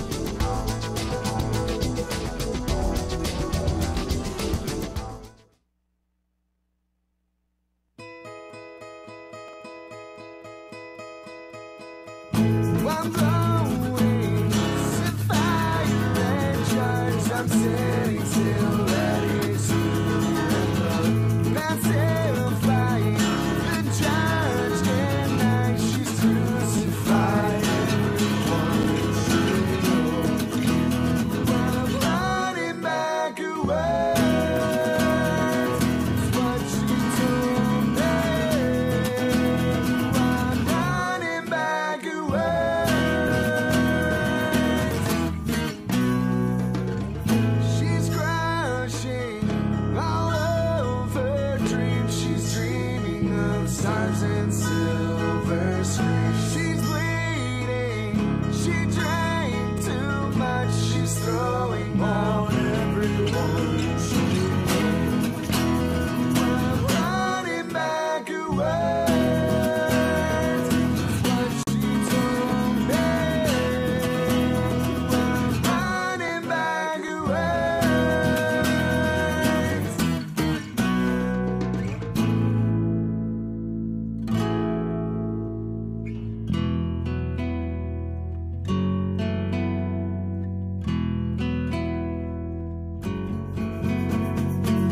It's just a journey we take to try and change our own fate. It's just what we live for. It's just a journey we take to try and change our own fate. It's just what we live forever. It's not that long, specifically it gets in our homes or our the kingdom. I bleed with every code I know. I'm running back away. It's what she told me.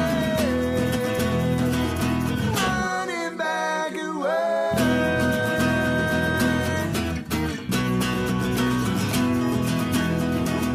Running back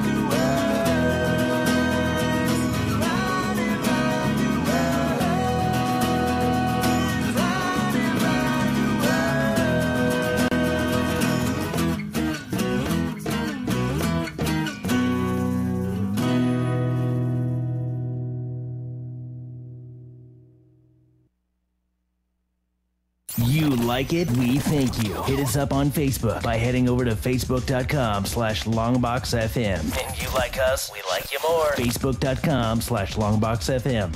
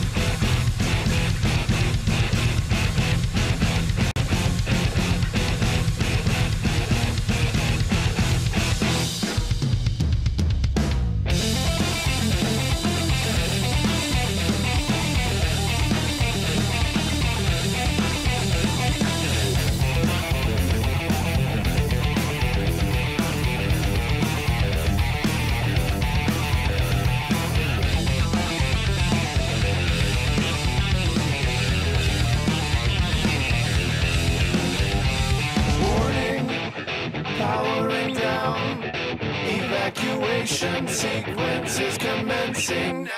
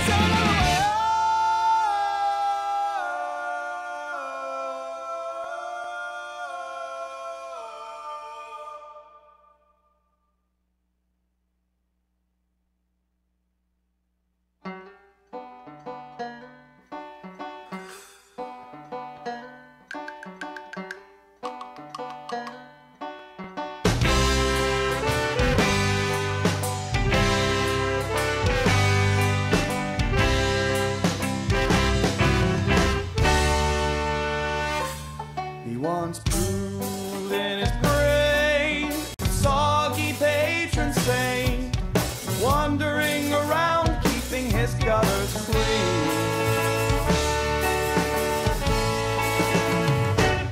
Adorned a suit ripped to shreds, when most are bundled up in bed, out battling his demons, erratically waving his hands, an irrational against the invisible man, trying to steal his hard-earned part of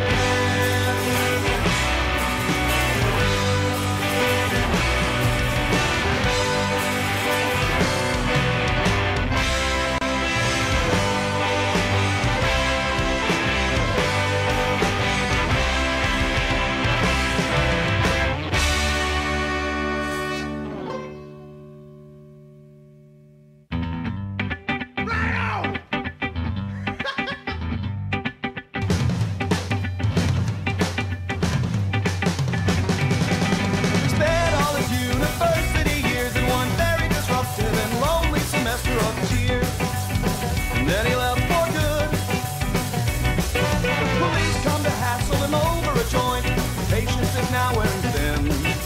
Teenagers rip all the things from his arm. Saturdays they laugh, no good from their tan.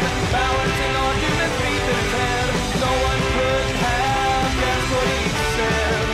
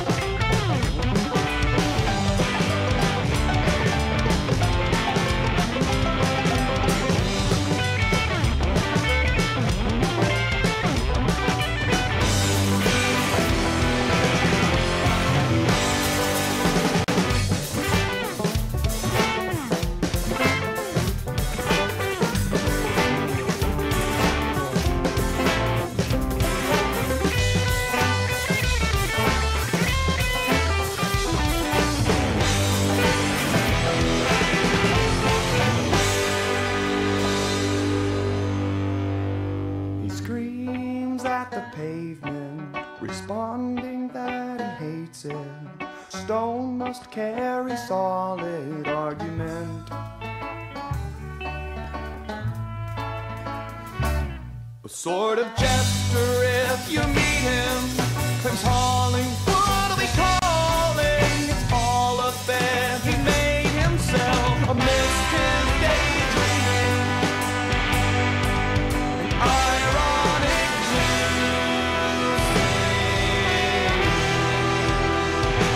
but not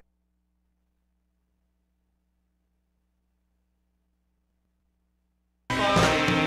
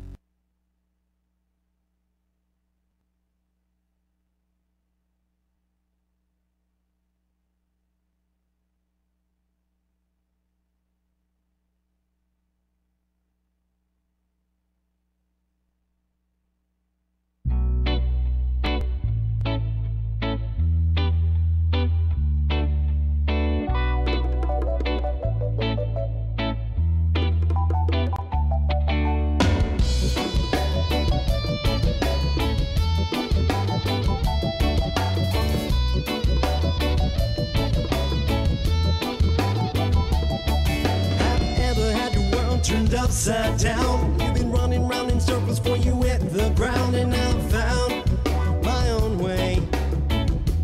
Through the stray, I said I was lost. Whoa. And now I'm found. I said I was lost. Whoa. And now I'm found.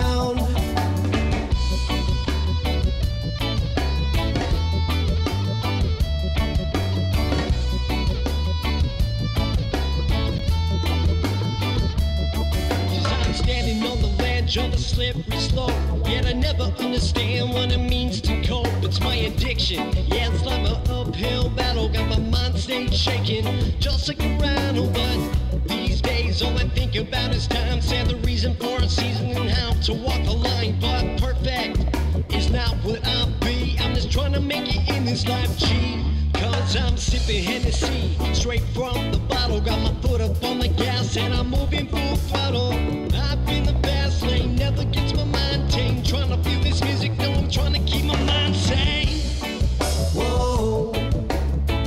And now I'm found. I said I was lost. Whoa. And now I'm found. I said I was lost. Whoa. And now I'm found.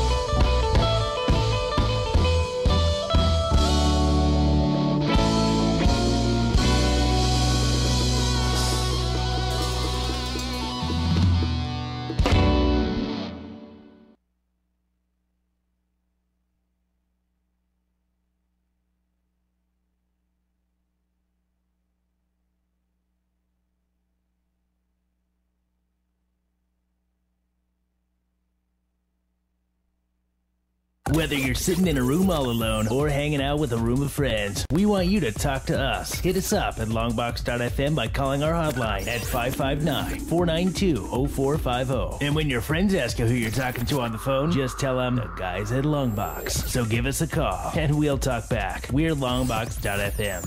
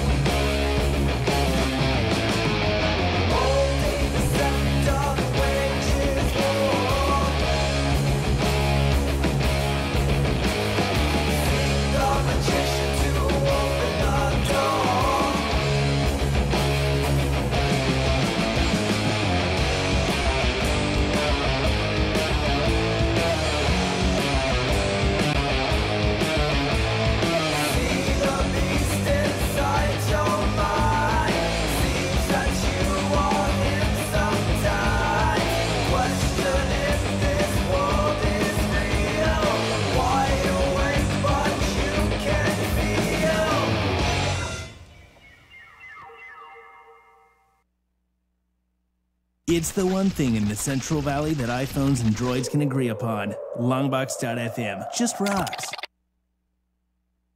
Keep talking shit, 'cause you'll always be.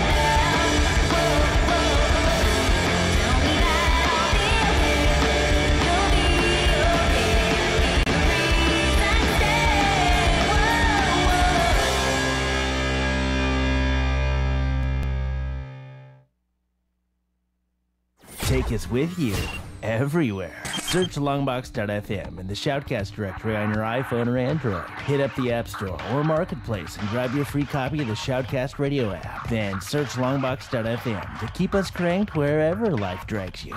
Meeting you at the crossroads of everywhere. Longbox.FM.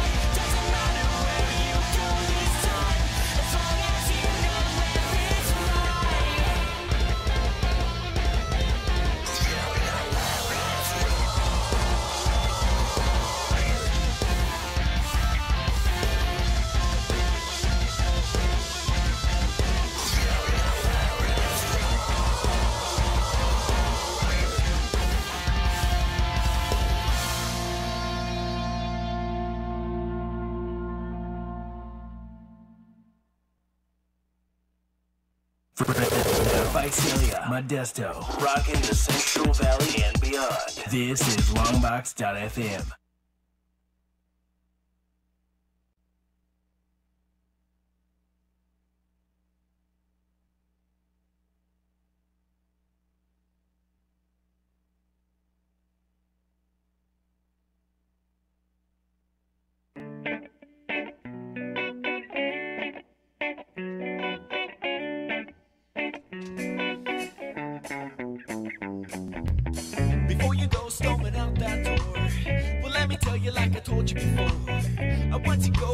show your face around here anymore. And if I told you once, I told you twice, well, you should take some of your own advice. And don't be starting nothing if you don't wanna fight. Well, that's right. But every time I see you go, it makes me realize I want you even more than I know. There's no way to replace you, so why do I try? My only hope is that you forgive me, and maybe even admit that you miss me. If we ever parted ways, you would surely die.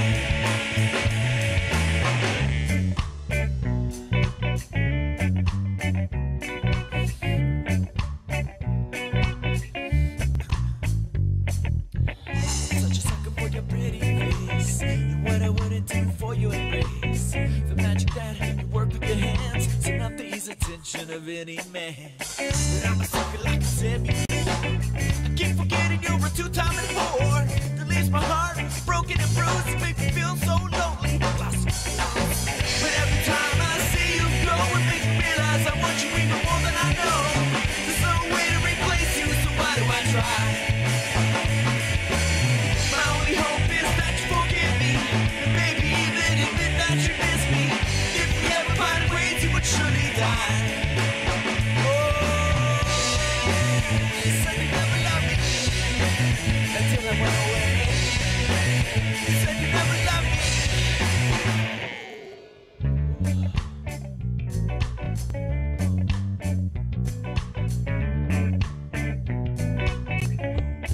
Tell 'em.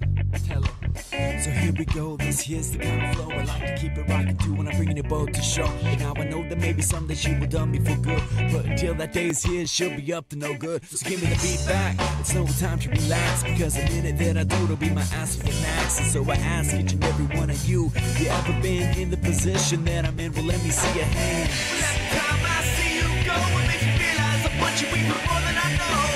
There's no way to replace you, so why do I try? My only hope is that you forgive me, maybe even admit that you miss me.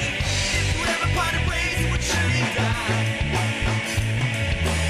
But every time I see you go, it makes me realize I want you even more than I know. There's no way to replace you, so why do I try? My only hope is that you forgive me, maybe even admit that you miss me.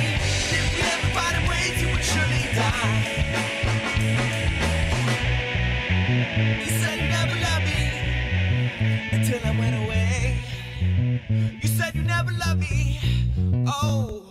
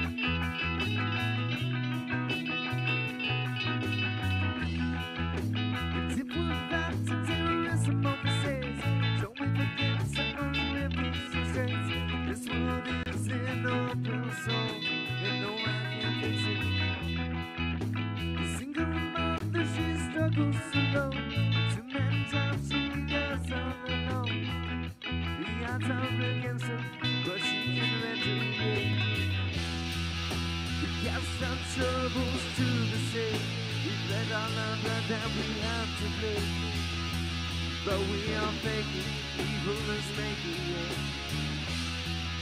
We cast our troubles to the sea. We bled our number that we have to pay. But we are faking, evil is making it. The open static he roams the night. His next offense anticipated with fight.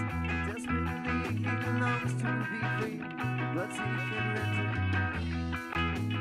Get to use in the place of the own. Scared, tired, and unknown.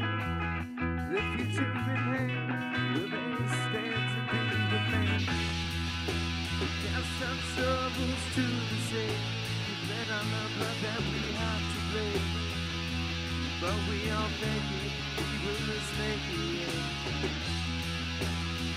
some troubles to the same. We play the number that we have to play. But we are making, people is making, yeah. It comes as no surprise. But people living now, living lives in no time, so to tomorrow. And it comes as no surprise. People living now, living lives in no time, so nothing with no time. No time. It's a good fight, it's a terrorism of mistakes. So we forget some of the rivers and shakes. This world is in no place, so you know I can't fix it. I know I can't fix it, no. No, no, no, no. No, no, no, no.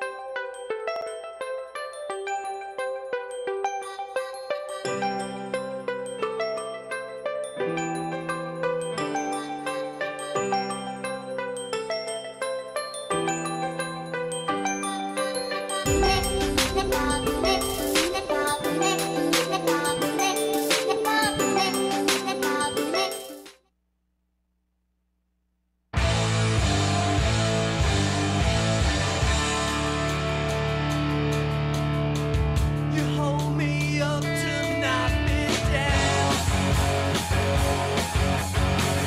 Can't see the sunlight from the ground. I gave my all just to please you. Found it impossible to do. Why should I try? It's never enough. Never enough. It's never enough. Never enough. It's never enough. Never enough. It's never enough.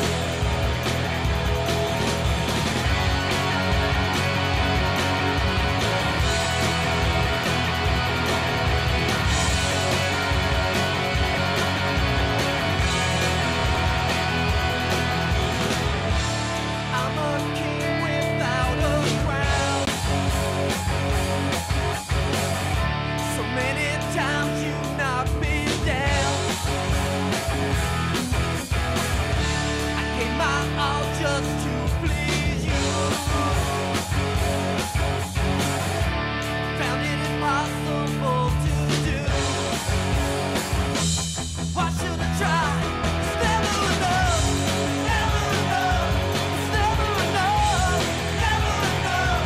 It's never enough. Never enough. It's never enough. Why should I try?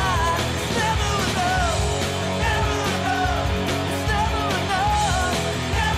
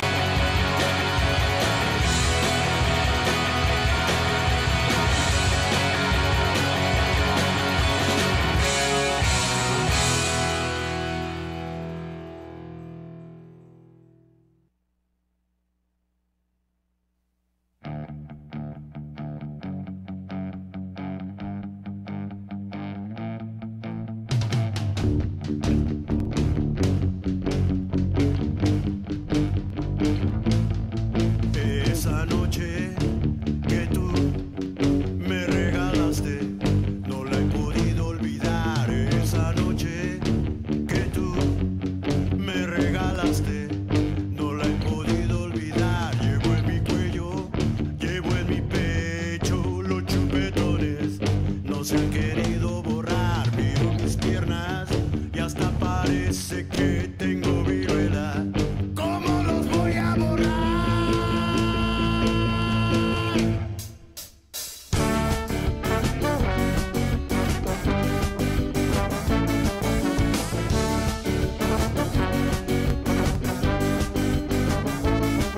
Esa noche que tú me regalaste, no la he podido olvidar. Esa noche que tú me regalaste, no la he podido olvidar. Llevo en mi cuello, llevo en mi pecho los chupetones, no se han querido borrar. Miro mis piernas y hasta parece que tengo viruela. ¿Cómo los voy a borrar? ¿Por qué me tenías que desgraciar? Todas mis chicas se van a enojar. Se van a enojar. Sí, sí, sí, sí.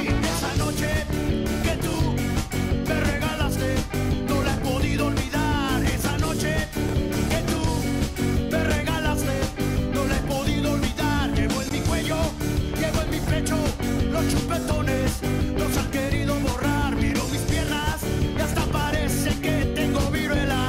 ¿Cómo los voy a borrar? Porque me tenías que desgraciar. Todas mis chicas se van a enojar. Se van a enojar.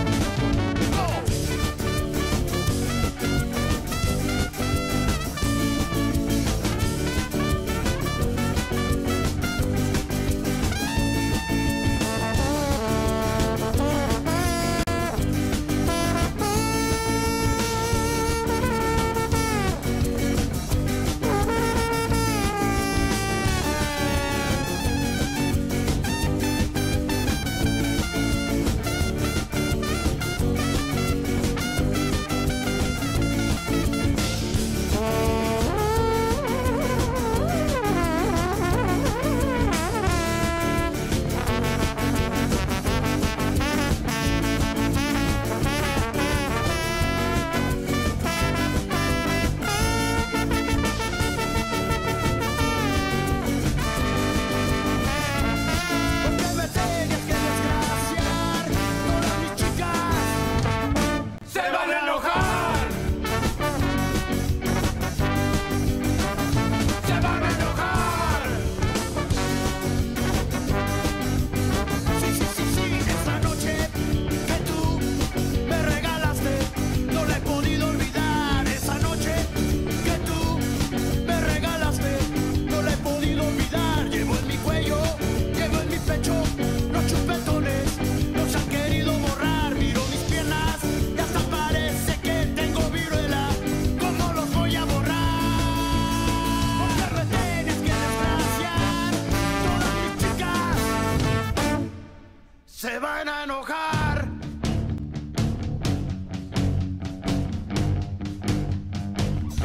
Se van a enojar.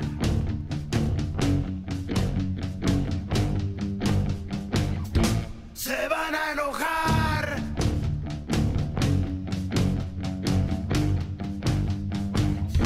Se van a enojar.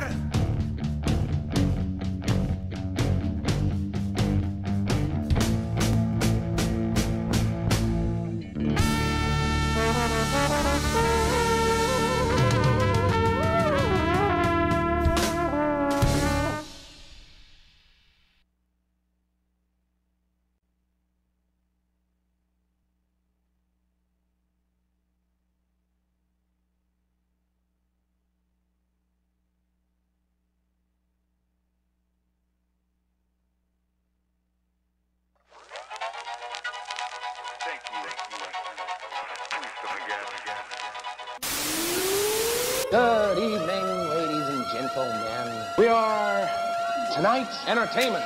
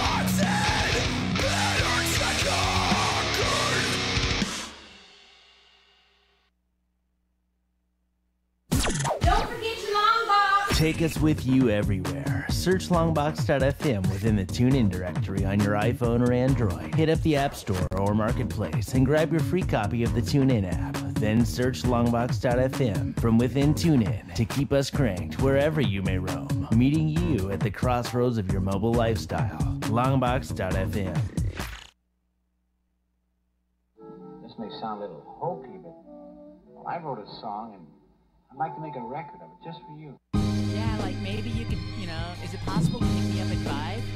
I can do all things through Christ. Yeah, we'll go back to my house and like maybe watch some movies.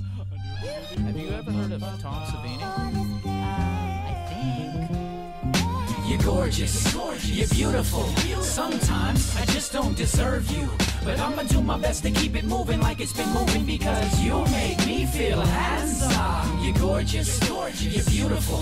Sometimes I just don't deserve you, but I'ma do my best to keep it moving like it's been moving because you make me feel awesome. Inside I'm beautiful, outside I'm ugly, charming to women for one reason. You're funny. I win them with witty and intellectual banter. They giggle and snicker, I give them puddles of laughter, oodles of joy. Oh boy, it's so delicious. The combination of gay friend and Merry Christmas. I do dishes.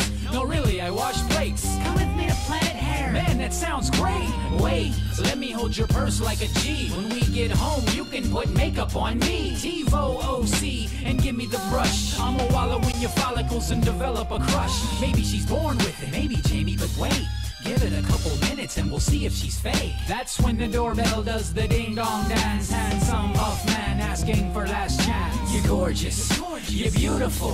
Sometimes I just don't deserve you, but I'ma do my best to keep it moving like it's been moving because you make me feel handsome. You're gorgeous, you're beautiful. Sometimes I just don't deserve you, but I'ma do my best to keep it moving like it's been moving because you make me feel awesome. That sneaky little devil shot a glance at me, sitting in the Indian position and sipping an iced tea. He said, wait, this guy's ugly and his legs are skinny. When the light hits his chest, you can see his man titties. Hey, don't forget, dummy, that my weenie is small, but I think it's big enough for me to pee on your car. And aren't you the dude from the blue duplex? Yeah, Maggie. Well, you might get a boo-boo package. Oh, you need to stop acting buff. I know you really want to come and show me you're tough. That stuff doesn't work on dudes like us. We press charges and you leave in handcuffs. That sucks. Your brain just isn't big enough. I'm a professional rapper, you're not. That's rough. I hate to cut it short, Mr. Hardbody, but we're about to start 5 o'clock Pilates. You're gorgeous, you're beautiful. Sometimes I just don't deserve you, but I'ma do my best to keep it moving like it's been moving because you make me feel handsome. You're gorgeous, you're beautiful. Sometimes I just don't deserve you, but I'ma do my best to keep it moving like it's been moving because you make me feel awesome. Oh, you need to stop acting buff. I know you really want to come and show me you're tough. That stuff doesn't work on dudes like us. We press charges and you leave in handcuffs. That sucks. Your brain just isn't big enough. I'm a professional rapper, you're not. That's rough. I hate to cut it short, Mr. Hardbody, but we're about to start 5 o'clock Pilates.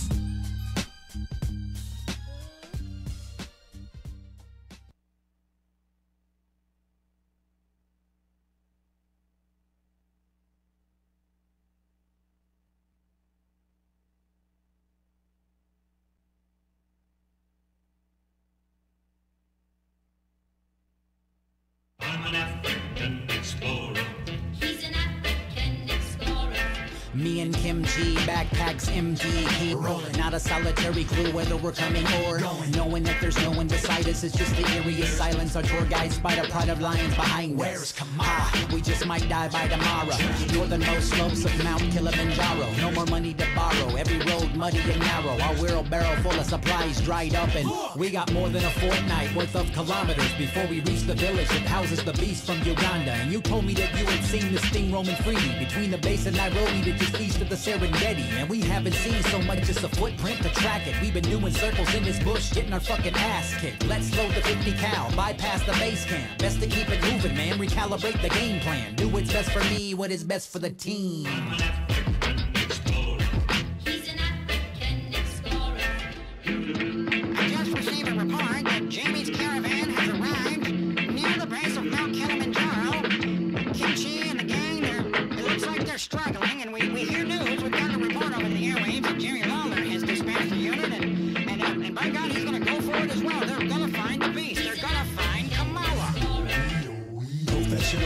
It's a cutthroat business. The industry requires you come correct with the gimmicks. Larger than life, put asses in the seats. And that's why I push through the bush with kimchi. Early bird gets worm, burning the midnight oil. We surge ahead towards a pachyderm trapped in the wet soil. Hold on, boys. This may be the break we've been clamoring for. Go easy on the rescue or you might just damage him more. The guide tied rope, see it fastened with loose twine. He climbs up and mounts the giant from just beneath his behind. With a few nudges and tugs, he relieves the struggle. The mammoth rises from the mud and hands us the keys to the jungle. Everything is on course. We stampede, that's when Kim Chi pulls a Calibri from his undershorts. Grabs the tour guide from behind, cups the back of his scalp, then dumps a couple hot rounds through the side of his mouth. He calmly discharges the spin card. He grins and spits and says, Mr. Fuji did this. And bends toward the slain corpse and rifles through his breast pocket. Pulls a thick stock of paper with the letter S on it. Kim flips the body, possibly searching for more. He finds a white and black mask that is worn by a luchador. So he dons it and points onward. To my astonishment, the card is a map with a large X mark on it. So I do it for the team, I do it for Kim Chi.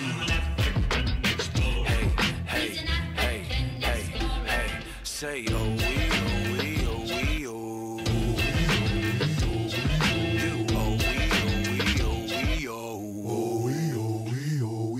I'm a talent scout, a stout advisory position. I paid handsomely by Kim Chi to achieve the entire mission. Some moral scruples aside, I provide a premium service. So when we storm the fucking gate, you know that it's all worth it. Working beyond maximum, so hand me some ammunition. This isn't fantasy shit, so we'll man your battle position. Timothy the elephant, I'm riding his haunches. If it's hairy like Belafonte, we can do what we want. Capiche? These creeps will believe and not stomach it. They'll relinquish the beast and give us what we've been coveting. Then bonsai, we bonfire, burn blaze the place, and make haste to the plane whose destination is the mainland. That's when I came within an inch of losing my life. The elephant tripped an improvised explosive device. The body's level absorbed the impact of it mostly. I took inventory, examined myself closely, then overhand chopped towards my clavicle. I dropped, god damn it, this power's what we've been hunting after. My knees quake, I slip and drop onto my back. Kamala slaps his belly and loads up for the body The splash. first move hit me critically and it will be a signature. Next move looks brutal and it's sure to be his finisher. But just before the onslaught, he stares past me. There's a chopper on the helipad with an Arab man laughing. Oh shit, it's Skandar, Akbar, the most hated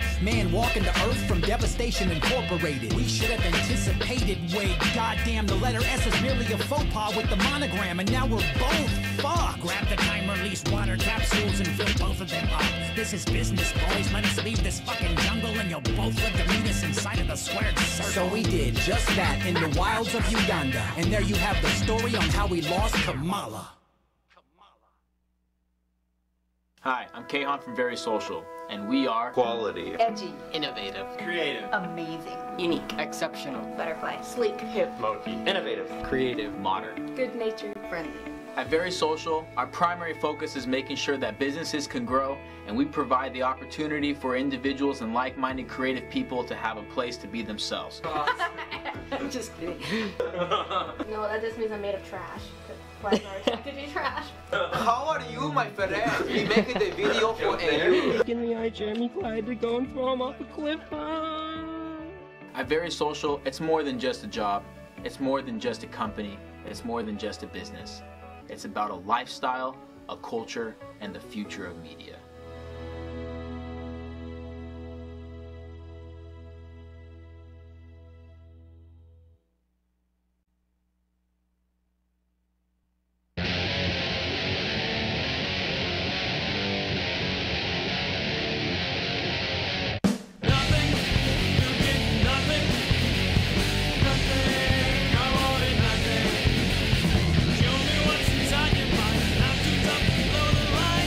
Such a way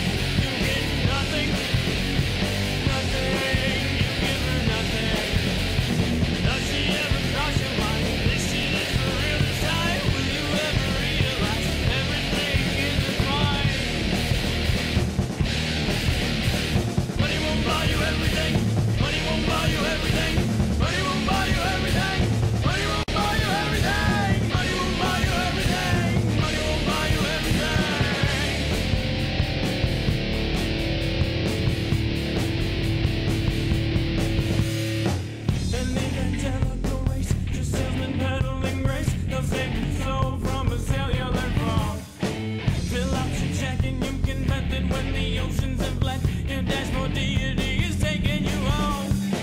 You can belong to a church, but check your bank account first. You know about the rising cost of damnation.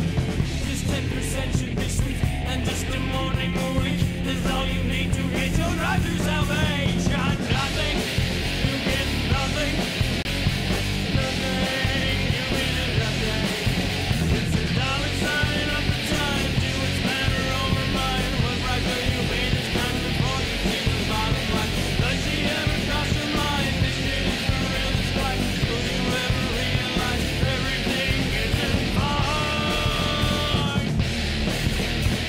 Money won't buy you everything. Money won't buy you everything. Money won't buy you everything. Money won't buy you everything.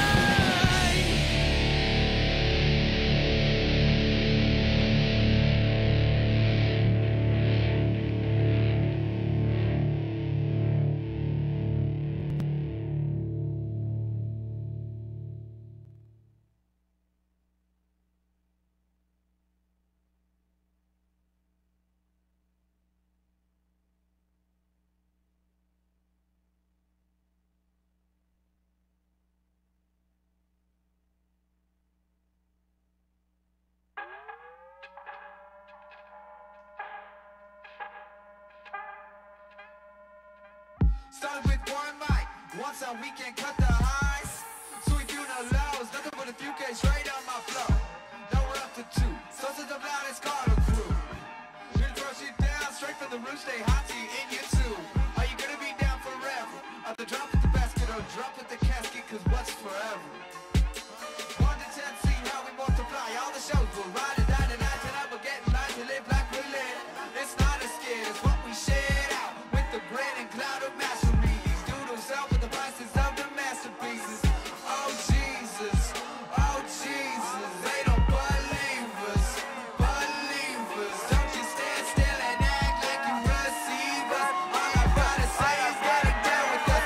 If you say you fuck with us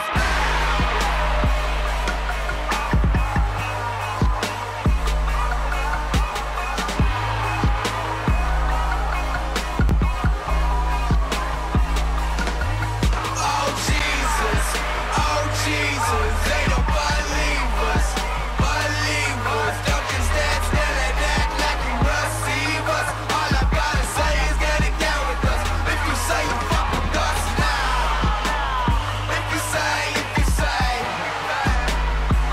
say you fuck with us now, cause everything we do is the shit, everything we do is the shit. We're rolling, out everything we've been holding. On the side of the car you drove it, get your rear view mirrors glowing. With the swag of 40 boy golden, I said it's good shit and you know it, everything we do is involved.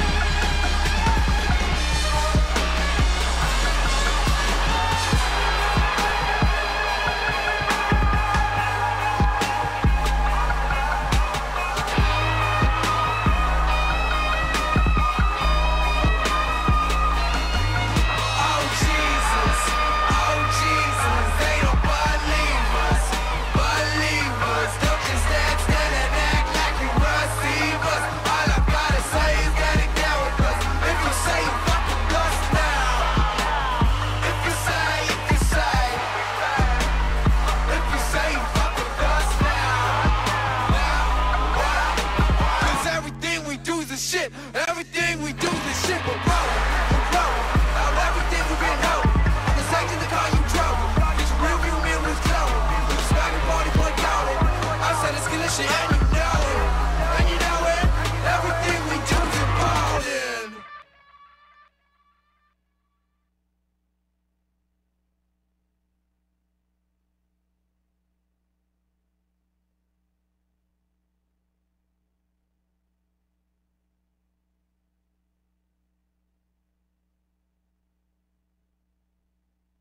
You like it? We thank you. Hit us up on Facebook by heading over to facebook.com/longbox.fm. And you like us, we like you more. Facebook.com/longbox.fm.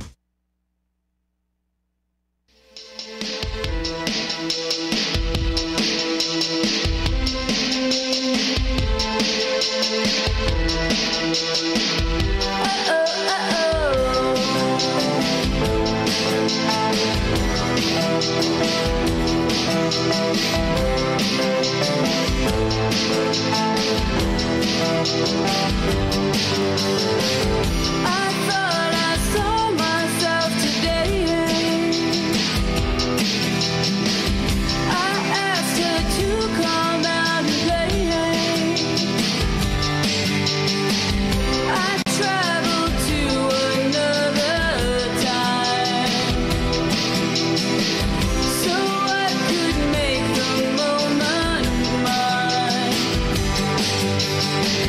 I will see all my dreams come true. After everything I've been through, yeah, I've got to focus on today. Can't let the moment slip away.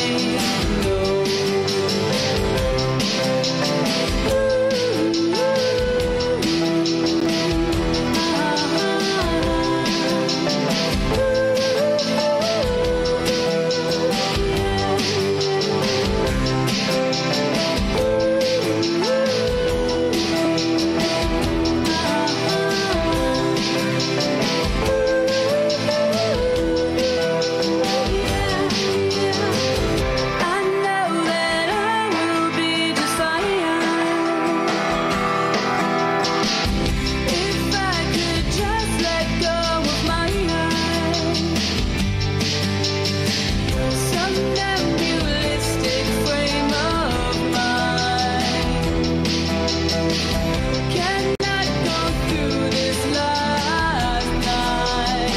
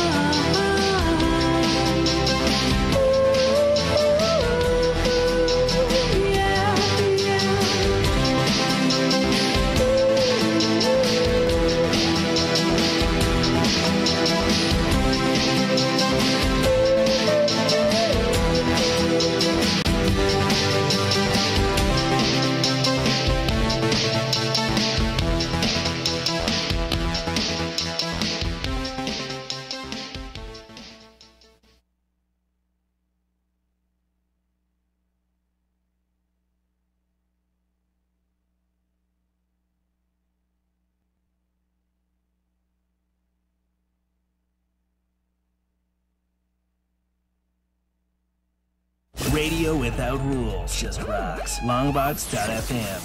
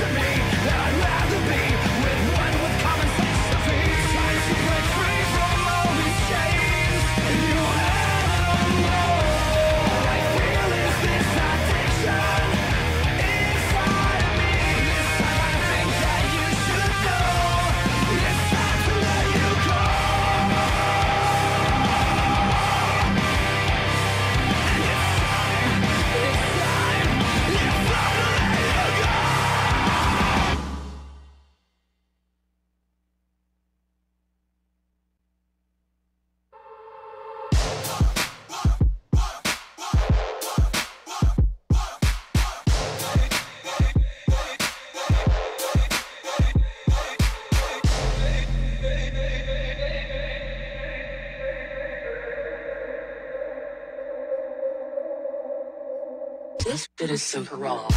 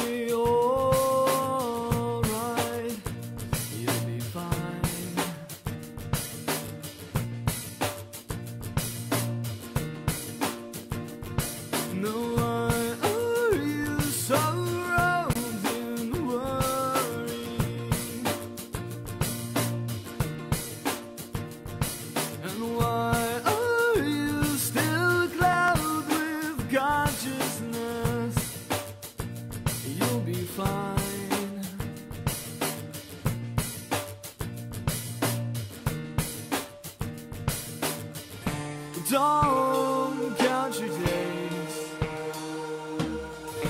nor let them slip away. Don't be afraid of silence. So what else is there left to say? Knowing full well that things will come my way, with time and reason and everything in between. The lines has blurred, it seems.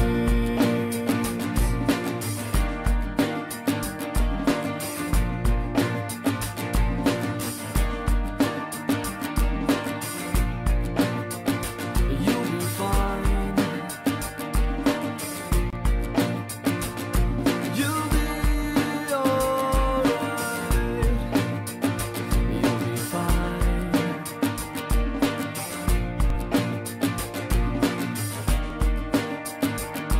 So why are you surrounding worry?